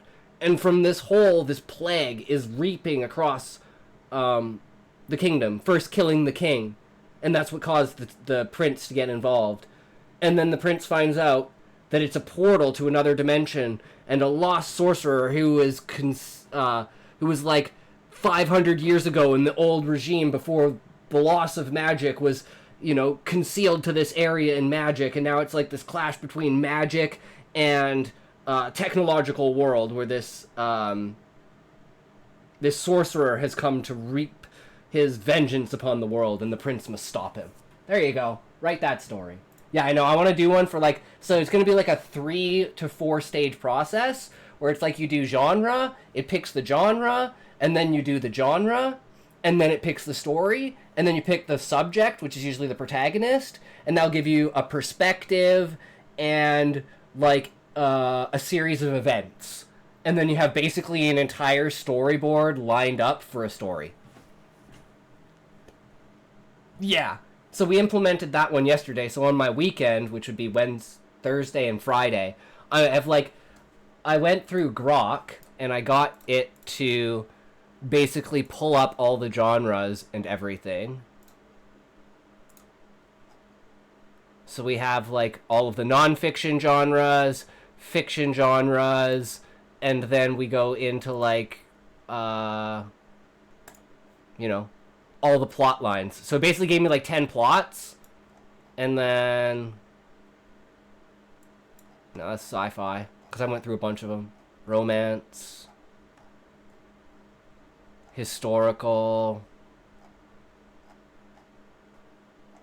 this one, yeah. So I took all of these, the S, the V, the O. I got rid of the conjunctions and the adverbs, and I kind of just replaced everything with a subject, a verb, or a subject, an adjective, a verb, an object, an adjective, a noun,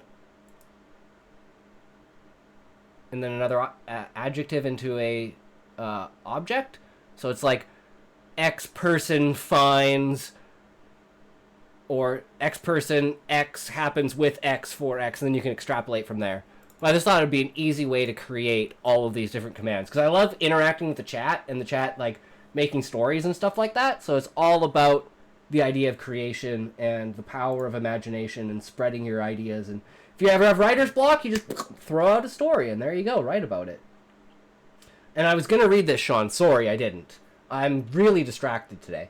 They're still trying to make a space elevator. I feel they're trying it backwards. I think we need to build a ring around the Earth and build the elevators downward through the planet's atmosphere, then only go down to a level at which small jets can reach, and have airports in the sky to transfer out of the atmosphere.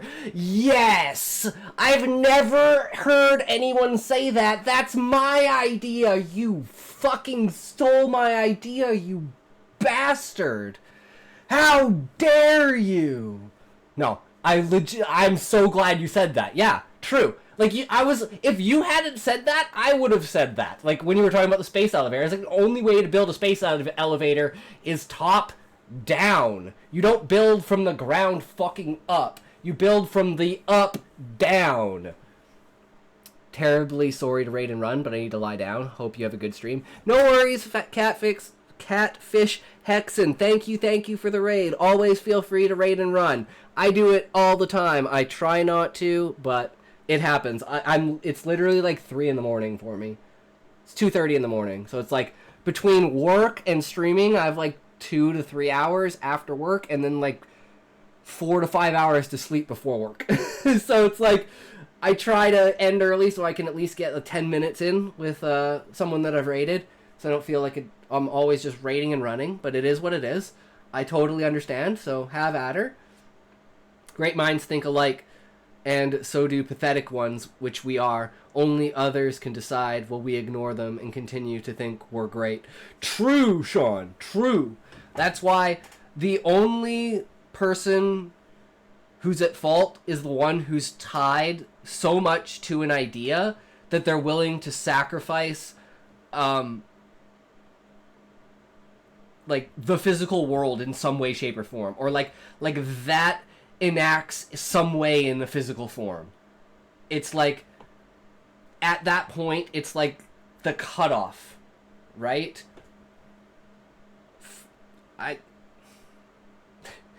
I always think that I'm the one who's retarded, because I know half the time I am the one who's... Oh, it doesn't work on there like it does on here, because it's banned, because Better TTV is like, no, you're not allowed to goon, and you're not allowed to tard, even though like they're allowed technically, but they don't show up on screen. Whoops. But they let this one through. Always good for that. Smallest person in the world is the person who knows they know nothing. In my opinion, the smartest man in the world is the one who says, ma'am. I always know there's more to know. So I know that I don't know everything, but I know that I have enough to understand that I don't know enough. The problem with people is they think that they know. It's like, if you think that you know, you've already set yourself up for failure, because no one knows. Everyone just pretends that they know, and that's how you get through life. And that's how that's the history of any animal and any species ever, as far as we know, is you just trying to get through life, and whatever gets you through life is what you do that gets you through life. And some people have different perspectives on that, and sometimes they don't agree on things, and that causes conflict. Which is kind of leads us back to revolutions. And even if one side justifies it, even some of the adventurers in Husai are like, yeah, I can kind of understand where they're coming from, but, it's kind of an extreme thing to do. Whereas even adventurers are like, this is really fucked up, man. Like, literally, like, people are cut off from their families and stuff like that. Like, no adventurer ever allowed to go back in the tree on punishment of death? Which means, like, any supplies, anything, and no one can leave the tree either. It's like a martial law lockdown voted for by the citizens to remove everyone from the tree and keep them out, because they're scared as fuck that the beastmen are going to come and basically rape and pillage the tree. Even though the beastmen aren't like that, but it's like propaganda spread throughout the tree for them to believe that. So they are extremely, in their own minds, justified in what they did to Zaid.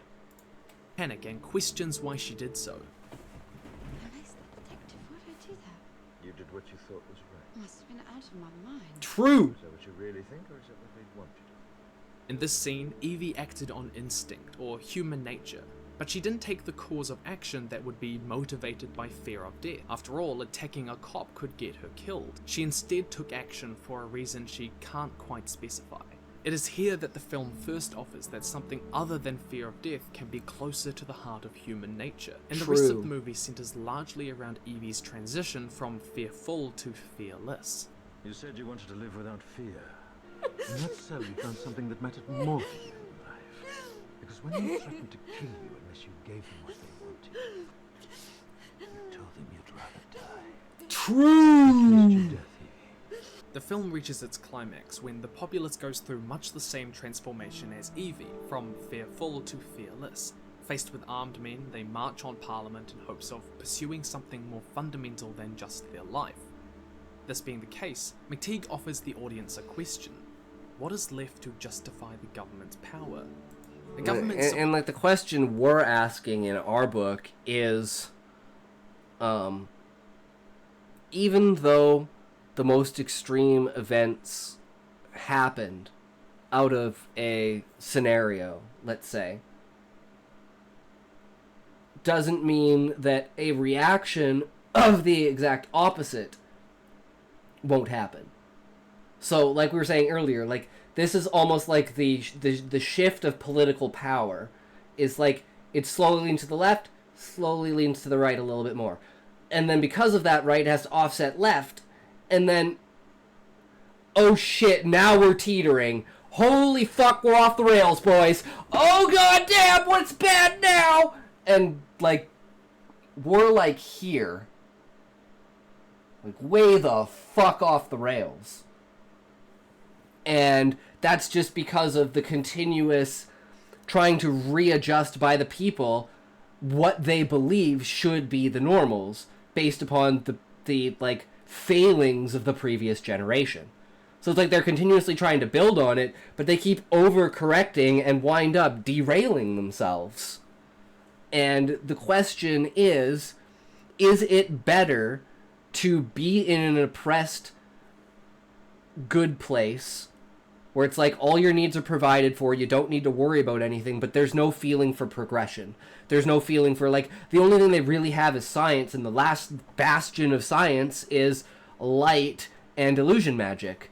And they've tried for like 150 years, and even Husai himself spent 20 years of his life trying to figure out this magic, because he's the only person that knows it exists, because he's a human, but everyone sees him as an octopi. And he's the only human in the book. He's the only human that exists, and he doesn't know why. And so he's like, illusion magic has to exist, so I'll figure out the secret to it, because it's obviously exists, because this ain't what I look like. I'll tell you that for sure. Like, shit, buddy. And that leads into the people themselves being like, well, we've gotten to this point that we've conspiracied ourselves into believing that our only security were the adventurers. And when that security fell apart, the only thing they had left to turn to was their previous security, which was the monarch. And they turned to it and they said, we don't want this shit, get them out. And he said, all right, boys, let's do it. Party politics is the problem. People were voting through the device on the laws and motions themselves directly without knowing who was proposing the law or motion. I believe that most often good choices will be made. Silence the officials entirely. True, and we have the technology to make that happen. We have had, like, what do you think is more secure? Your vote or your banking? We have online banking, we don't have online voting. We should have had, like, the internet, the first thing the government should have done when it saw the internet was the potential, like, if, in my opinion, this is what I've always thought, if there were good people in the government, and they wanted the best thing for their people, which means they were always looking for the next best technological advancement to get their people ahead of the rest of the people in the world and put themselves on top. So why wouldn't you, with the knowledge of the internet, your first and, like, only thing is, oh shit, we have a network that can connect everyone and everyone can be together? Well, we don't need representative government anymore. Like, not on that scale. Every single person can easily, by easy click over this internet, all we have to do is build the infrastructure for people to be able to go on to this and put out their opinions. And then everyone can vote on stuff. And it would have been like Reddit in like 92. But it would have been completely about politics and government and not any oversight. So it'd be like the idea of like upvoting.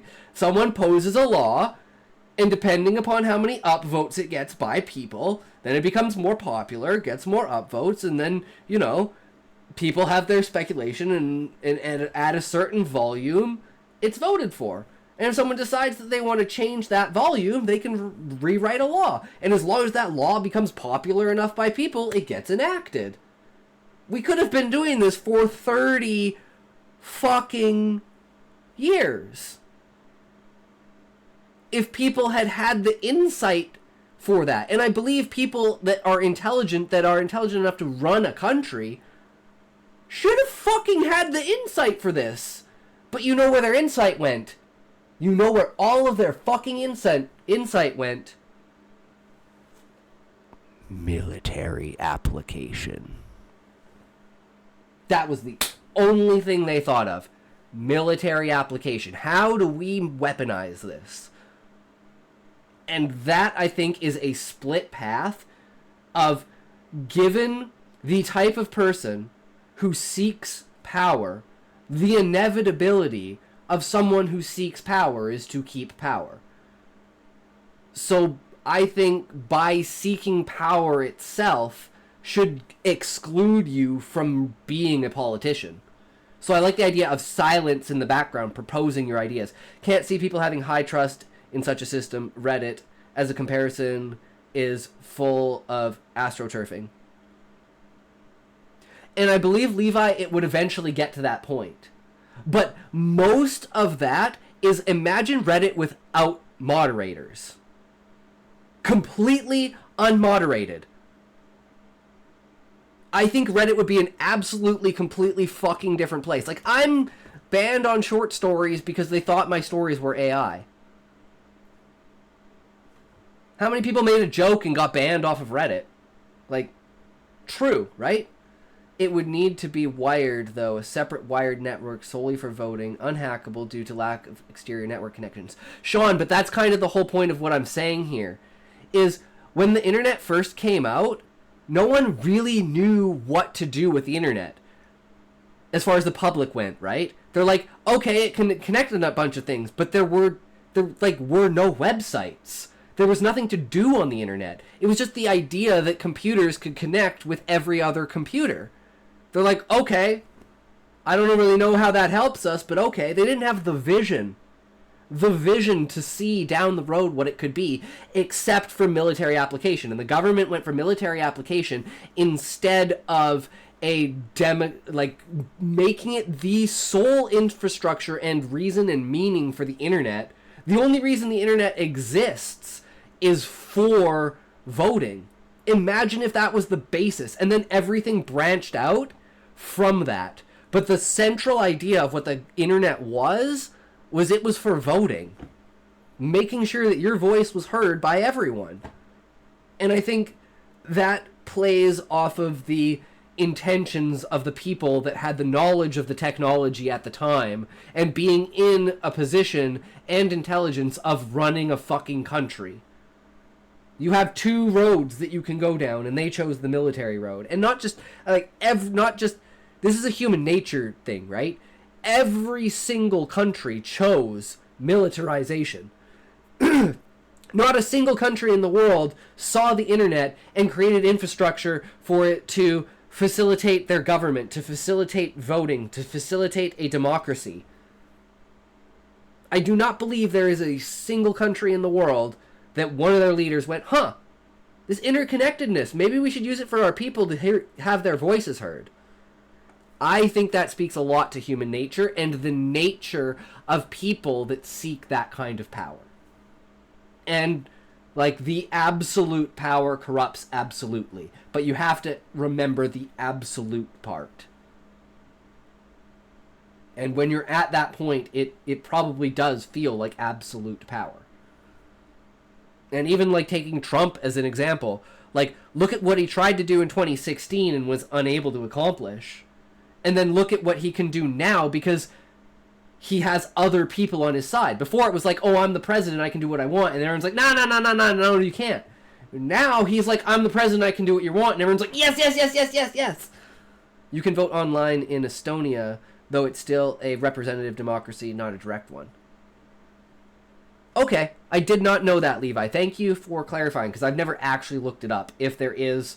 But what I'm saying is, there was no country in 1990 that looked at the internet and said, voting. That's what it's for. It's for people to get their voice out. That's all we're going to use it for. It's for voting. Fuck everything else. It's for voting. And to be fair, probably if they did, this is a good clause because people are fucking... Wizard's first rule. People are stupid. They'll believe what they want. Apple literally brought out a tablet 10 years too early. It was too much of a jump in technology. People did not understand. Just like the internet. If you want to watch a really, really, really good movie that's on this topic, if you haven't seen this movie, you should check it out. It is about the creators of internet porn. And the idea that internet porn is what literally started the internet. Because it's what got people on the internet. What got people the idea to connect with other people on the internet. And slowly over time, it aggregated into what it is now. A fucking amazing movie. Voting is dependent on public trust, and people probably wouldn't trust the internet for it. Yeah, see, that's what I'm saying, is people will fight back, Levi. That's what I was getting at with the Apple example on the tablet, is people are simply just not ready for it. Technology literally advanced so fast that it stunned people. People have no fucking idea what technology could even do. And now with AI, people are getting like the tiniest grasp. And it scares the fuck out of them. Because they don't trust or understand the basis of the application. Which is, at the end of the day, nothing you see on the internet is real. If you don't have that as a base mindset, I don't think you should be on the internet. I think if we took everyone off of the internet that believed what was on the internet was real, the internet would be a better place. Because I think of it, like I was saying earlier, about how people act in different aspects due to different etiquette, right? Like, in church, you have a specific type of etiquette. When you're with your friends bantering and you're making racist jokes back and forth at each other, because it's not racist, because it's funny, because stereotypes do exist, and humor is great. And one of my favorite examples of this is a comedian, and she's like, so I'm not racist or anything, but, I was, like, walking down the street at night, and, I was like, there's some things about stereotypes, and I saw a black guy, and I instinctively grabbed for my purse, even though I know he's not for sale. But he stole my purse anyways. And it's like hyping up this expectation and then completely throwing the expectation out the door and going way beyond that expectation to a point that only someone on the absolute extreme would think. And if you can make humor out of that, regarding not believing what you read on the internet, I posted something in the Discord. Ooh.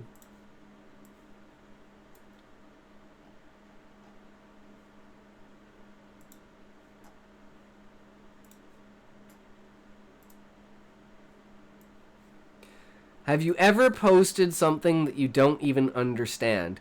Yeah, because it was pretty or pleasing to the eye for some reason. I almost exclusively post content that I do not understand. Occasionally, no. Why would I post something I didn't understand? Yeah, because I wanted people to think I was hip and on the joke, but I really did not get it at all. It's so good, Levi. I fucking love that. It's so true. It's like some people will completely ignore reality and just go apeshit over something, like escalating something to a point that no one would ever even think about. Like, okay, a perfect example for me is when I'm doing makeup streams and I'm doing dress up streams and I'm doing like bikini hot tub stream, whatever, spicy streams, and people come in and they're all like,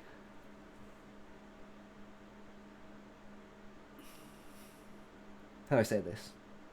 Not a single person has ever said, oh, are you a cross-dresser? Every single person's like, oh, are you trans? Oh, cool, you're trans. You're trans? You're trans? I'm like, no, I'm just cross-dresser.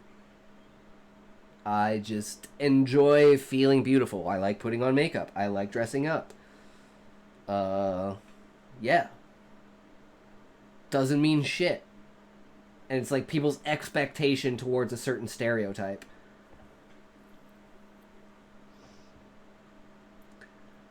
Technically, yes, Levi, but people nowadays have taken it to such an extreme.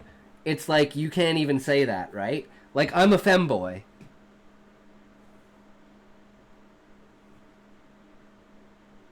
I mean, I'm bi, but I'm not gay. I'm just flamboyant and, you know, I like the D. And I like to dress up. And I like to feel pretty. But, everyone's like, no, the only, it's like so concentrated in culture on the T that no one even considers the other sides of it. And it's like, I absolutely love it because it's hilarious. Because they're like, and I just don't know what to say. I'm like, yeah, I'm not trans. Sorry, guys. Sorry, guys. Not a girl. I'm not a girl. Don't worry. Okay? I hate when readers find one thing about a story they don't like and instantly claim the whole work is trash, such as Slaves. Because slaves exist in the story doesn't make the story about slavery. Plus, if slavery is the topic, it's either a story about how wrong it is or the struggle to end it. True, Django Unchained. True. It's perspective of people that can't extrapolate. Again, people that can't extrapolate beyond their own physical limitations of their imagination. Just brings us back to having conversations with people that have high enough IQ to understand where the hypothetical is. And hypothetically, we're not going to get through this video. Supposedly becomes legitimate because it can ensure the protection of the most base and instinctual human concern. The thing at the bottom of the pyramid that all of the things... And now all of a sudden I have to add another caveat in here. What if there are people who believe that the monarch would intentionally not protect them? Oh shit, now we're cooking. on top of it rely on. Hobbes thought that this was security of life, but the film posits that people can put liberal rights and ideas before self-preservation. If this is so, then Sutler's regime no longer protects the most fundamental principle, and the High Chancellor's authority lacks basis. The bottom of the pyramid is lost, and all the rest with it. Under this model of thought, V's revolution becomes justified because the state of nature has become preferable to having the state. This is because fear of death is no longer the governing principle of human action. It is liberty. There is the opportunity for freedom of speech, freedom of action, freedom of religion. Oh, and I will say, Sean, taking that idea to the next extreme is people that can't see past a person to an idea. Like you said, like one part of the story, it has this aspect in it, and simply because that aspect exists, it's bad. Like, to a lot of people, I'd give the example of Final Fantasy 16, and, like, what's the character's name? I can't remember. But, Bahamut. Bahamut being gay. It's, like, has absolutely no impact, has absolutely nothing to do with it. It's just, like, a story measure. A creative decision. And it was just blown so far out of proportion. It's like, are you fucking serious? Like, what? Okay. And to the point that, like, Square Enix... Wait, they didn't sell it in the Middle East because it had that character in it. They just said, okay, you don't want the game, don't take the game. Austrian economics would have a good answer to this. People naturally try to maximize good, so a loss of security would be acceptable if you gain some other good. Talking about the video here. Oh, yes, and their perspective towards how they view it. So, like, for instance, the idea of a violent revolution to oust the government in order to place your own government in order to facilitate the continuation of what you believed to be a democracy. And a transition of power through a violent means. In the state of nature. Even if there... And it's like, that's what pushes people to that extreme. Because it's like, if I have to do this extreme thing, so my basic life is actually becomes viable, then people will do it. True.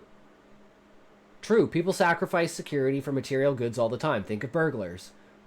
Exactly. They have a risk-reward structure that they are basically, hopefully, logicking out in their head, and they're not just retarded, but, like, if they are, they're usually, like for instance, the people in whatever city it was where it was like, they're like, oh, if you don't steal $1,000, then we can't charge you. So people are just, like, stealing shit from stores, because as long as they don't steal $1,000 worth, they basically can't stop them. And I've had like a little bit of this. Like I have this all the fucking time. I had this tonight. So fucking stupid, and it's so fucking dumb. But it's like someone comes into the store. I work at Walmart. I'm a cashier, and as well as customer service. Today I was customer service. And guy comes in, fucking typical. 9:50, we close at 10. Takes a cart. Walks around the store for 10 minutes. When we kick him out of the store, he beeps. And we're not allowed to search him. We know he took something. He's fucking beeping. He wasn't beeping when he was coming in here. But we're not allowed to do anything. We see people go out with entire carts. And it's like, we fucking can't do anything. It's like, at what point do you need to hire actual security guard? Like, it's fucking bad. Especially with self-checkout, too. Working in self-checkout. Like, it's fucking retarded. It's fucking retarded. And all we need is, like, replace the greeter with a fucking security guard. Pay him, like, $40 an hour. And actually have him have, like, petition to give Scotty a gun. I'm Canadian. I'm not even American. Like, I don't own a gun. We don't have the same rights here in Canada, like, frickin', like, for instance, like, some place like Texas. It's like, some places have that kind of stuff, but as far as I know, nothing around here, like, is, like, stand your ground. Like, you can win cases with it, sure, but it's not, like, an immediate... where it's like, oh, this is your defense, stand your ground. It's like, no. But, hunting is fucking huge out here, though. Because I live in the middle of butt-fuck nowhere. Half the people here get half of their food from just hunting. And, so everyone's got guns around here. But, yeah. Just like a security guard with a taser. And... they're the same people doing it over and over and over again. At what point, it's like, okay, that's the 10th time. Like, we've literally got posters on the wall of fucking people. Like, if you see this person, we've got a book in the back. It's like, if you see this person, basically we do what's called, like, a camera check. And we'll be like, camera check, camera 4, camera 7. And it's random. We just do that to alert the assistant managers that there's someone in the building who's on that list and is probably going to steal something. So then you'll see, like, all the managers come out and start walking around the store looking for this person to, like, shadow them. And, like, some people have caught on, and, like, as soon as you make the announcement, they'll go like this, and they'll turn around and they'll leave the store. Immediately. Other people have no fucking idea, and we catch them all the time. But again, if they have, like, a backpack and we don't tell them to take the backpack off or they can't leave because we don't have a greeter up, they go into the store with the backpack, they put something in their backpack, we can't search it. It's all shrink. It's fucking bullshit. It pisses me off so much. But that doesn't matter, because these liberal ideas have replaced security of life at the bottom of the pyramid. But these revolutions are still not wholly justified, because we're left with a bit of an odd situation. If whether things like freedom of speech and action are protected by the government can determine when a revolution becomes justified, at what point does this right of revolution truly kick in? True. Can you, the ordinary citizen, for example, start blowing up the Empire State Building because you don't believe the government has the right to give you a parking ticket? At what point in time do people start blowing up Teslas because Elon is doing some shit in the government? Like, the ties to reality here are fucking scary when put into perspective. I mean, it depends on the parking. No, but really, the obvious issue is that but January 7th person in society decide whether or the January 6th. is It was October 7th. Then it'll lead to an unending series of tiny rebellions and social instability, and we're back to square one. Don't blow up Teslas. They're too toxic. Yeah, exactly right. Philosophical issue. And it's really going to happen, isn't it? It will if you wanted to. And the truth is, you made me understand that I was wrong. That the choice to pull this lever is not mine to make. Tomorrow a different world will begin that different people will shape. And this choice belongs to them. Throughout the movie, we come to see that Via's not just motivated by the justice and these higher ideas that he talks about, but by anger and revenge against those who wronged him. In Pauline Meyer's study, From Resistance to Revolution, she wrote, private individuals were forbidden to take force against their rulers because of private injury. My favorite conspiracy theory is that the Tesla arson attacks are a false flag to cover up the fact the Teslas just do that sometimes. You mean, let me see if I can find one.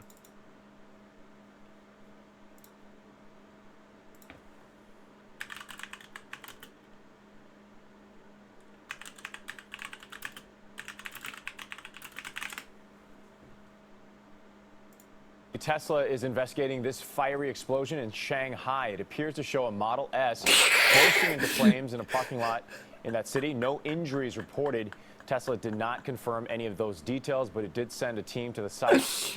I have been watching this shit from, let's go to, where is it? Where is it?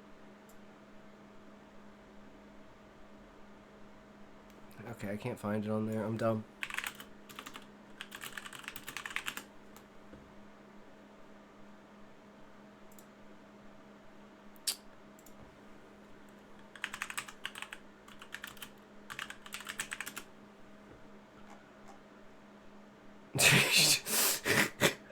One, two, three, 4, 5, 6, 7 videos about EVs exploding in China.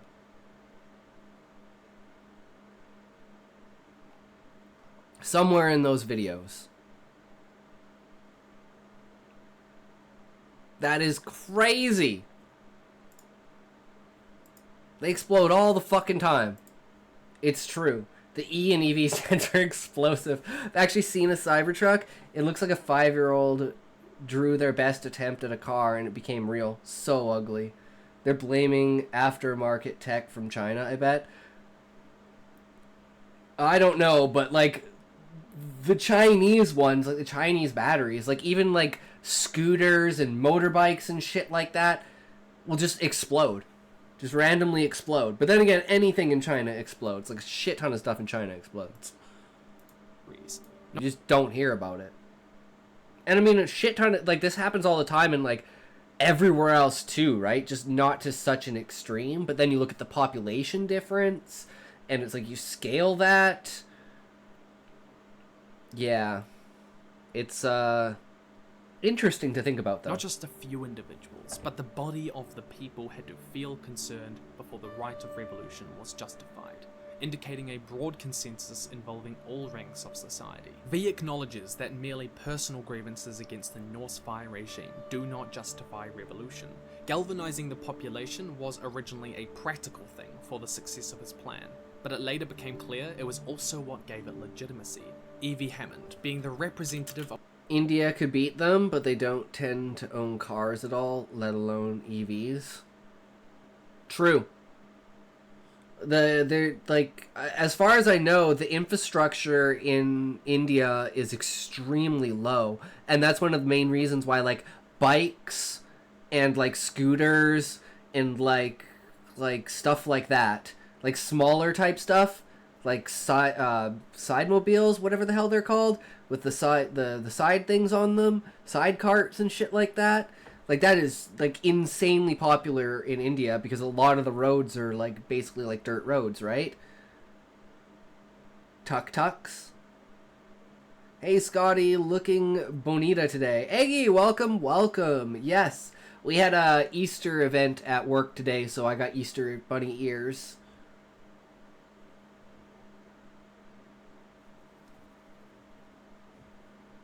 Pronounced like tuk-tuk.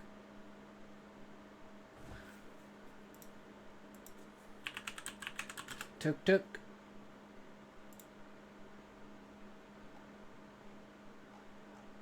Yeah.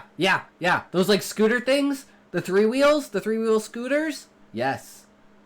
These things. See them all the fucking time. Same in China too. Like, a lot of rural China is, like, all of this. Then you have, like, the cart on the back.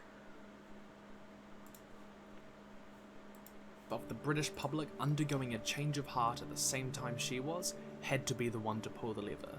a symbolic act that changed razing Parliament to the ground from a personal terrorist act of V's grievance to a principled and justified revolution. It is a collective right, not an individual. So if you're planning... Don't always hear you're Canadian, but could when you said scooter. Scooter. Yeah, there's some words that, like, literally, I've never been outside of Canada. So, like, this is, like, interacting with people in video games is different because you're using, like, the lingo from that video game. So most of the time, even in, like, Final Fantasy 11 and Final Fantasy 14, even with people playing, like, from Saudi Arabia and Dubai and shit like that, like, from China, from freaking Europe, from freaking everywhere, right? From Australia and stuff, you never notice their accents, because, like, I hear all those accents every day in, like, different people, right? So it's like, I don't know, saying those certain words that you would, I guess, pick out, you never really do, because they hum together when you're talking in, like, video game language, you know? Even when you're on, like, voice chat. And most of the time that's, like, for event kind of stuff. At least for me. Never really did the socializing on that aspect. But that's because I know I talk and I tangent and I talk over people and it's bad. So as long as I'm the only one who can talk, it's good. So yeah, apparently streaming's perfect. To overthrow your government, how do you justify... Don't often hear anyone say Bahamut. They say it as Bahamut. Though I think the first is technically correct. Bahamut.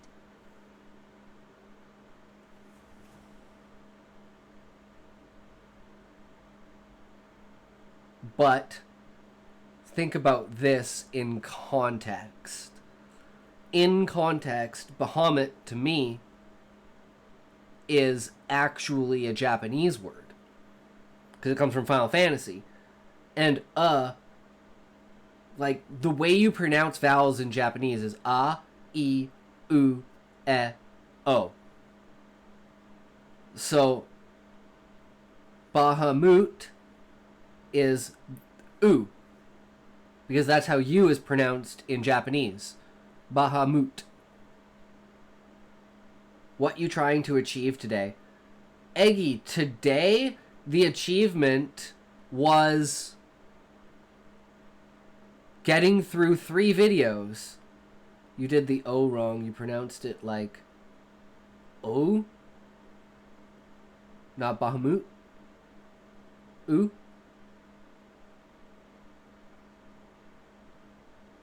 Or Bahamut. If I go with, like, the normalized version, like westernized version of it, right? I'm going through to Japanese vowels. A, I, U, E, O. Maybe I just pronounced the O wrong? Ho, ha, hi, hu, he, ho, ka, ki, ku, ke, ko, sa, shi, su, se, so.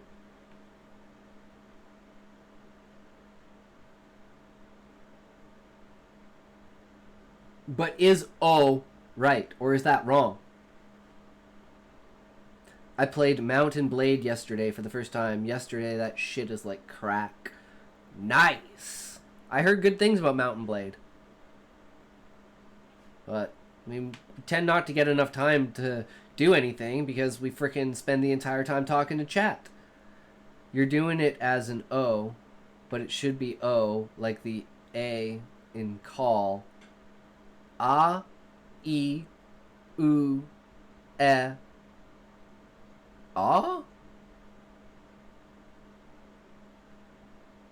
But that's like ka, sa, ka. Accent mismatch for call? The way I'd say call? Like call? So like ah. Ah. Ah. Well, then it's like ah. It's like ah, e, ah, e, ah, oo, ah, e, oo, o. Ah, oo, o. Ka, ki, ku, ka, ko.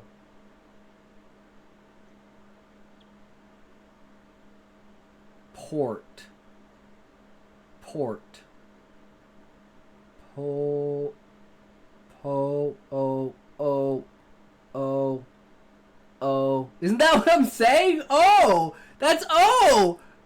Levi got Scotty scatting Japanese and not in a sexy way.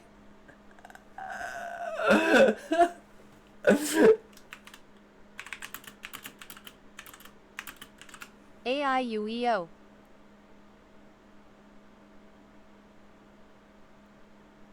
You goofed it when moving away from the word port. Port. Port. Port. Ort. Ort. Or. Oh. Oh. Oh. Oh. Oh. Oh. That's the same sound! Oh. Oh.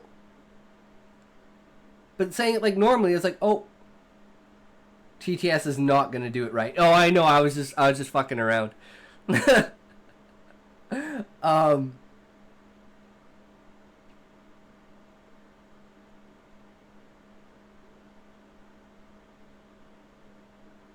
Oh, like that's what I get out of it. That's what I get out of port. Or, oh, oh, oh, oh, oh, oh. And then I just get oh. Ah, e, oo, oh. Is that better? I don't know. I can't tell anymore. Revolution. V for Vendetta asserts that it is not human nature to place fear of death above all else, but that humans are capable of desiring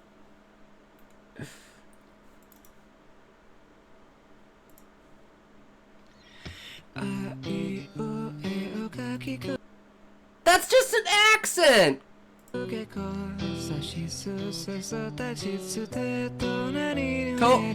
No. Homo.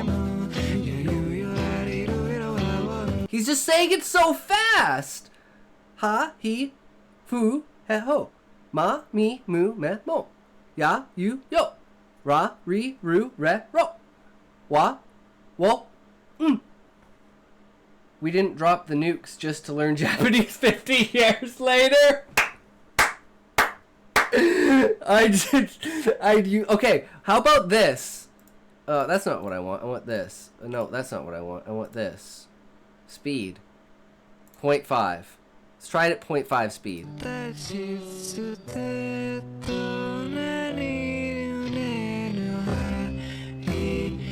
Fu, he, ho, mo, ya, you, yo, ra, ri, ru, re, ro, wa, wa, I don't see. I'm sorry, Levi. I don't see the difference. I don't hear it and I don't see it. It's just oh. And then a long O is like OU is like oh. Like oh. You do the vowel right for yo, but not for ho. Yo. Ho. Yo. Yo. Ho. Yo. Ho. Yo. Ho. Yo. Ho. Yo. Ho. Yo. Ho.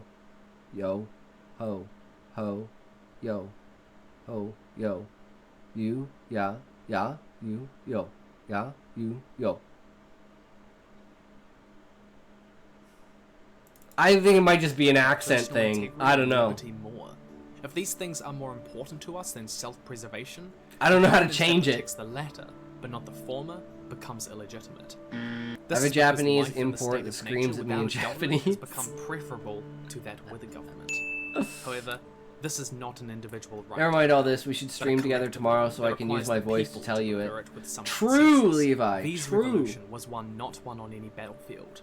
But The other day I turned a legitimate on, and it revolution wished me requires happy each April and Fool's every Day. individual to say, But it's the same 5 vowel system Well, that was something that as I've wanted to do for a Maori. long time, and after I made my first video essay on Zahir's philosophy from Avatar, and if you haven't watched that, please go check it out, I had such a really positive response. Like, all the comments, it just made me so happy. So I really wanted to make another one, even though it terrifies me when I make these, because I'm always afraid I'm going to get it horribly wrong. But if you enjoyed it, please support me with a like, and let me know what you thought of the essay down in the comments below. So V is traditionally renowned as the paragon of the chaotic good character. So my question for you today is, what alignment are you? Lawful good, chaotic evil, true neutral? Let me know down in the comments below. I'm chaotic good. Weird is because it is my very 100% first time chaotic ever good. using my new GoPro. I figured that now that I have like 62,000 subscribers, and I've made Maori over 140 complaining videos, about it was about colonization time for after me to stop using this colonizing themselves $150 like camera and 150 get me years something before. a little bit better. I got a new camera, a new tripod, and I use this new microphone, and I've been teaching myself how to use audio editing Hey, is that a software, Blue so Yeti? That's hopefully what I this video have. sounded better than my previous one. V for Vendetta has always held a special place in cinematic Except mine's history for black. me. Not because the story of it is particularly unique. You know, the idea of a black masked is man better. going on a vengeful, I mean, what? justified quest against a tyrannical government or whatever isn't a particularly new one. But it is full of meaning and symbols and philosophy.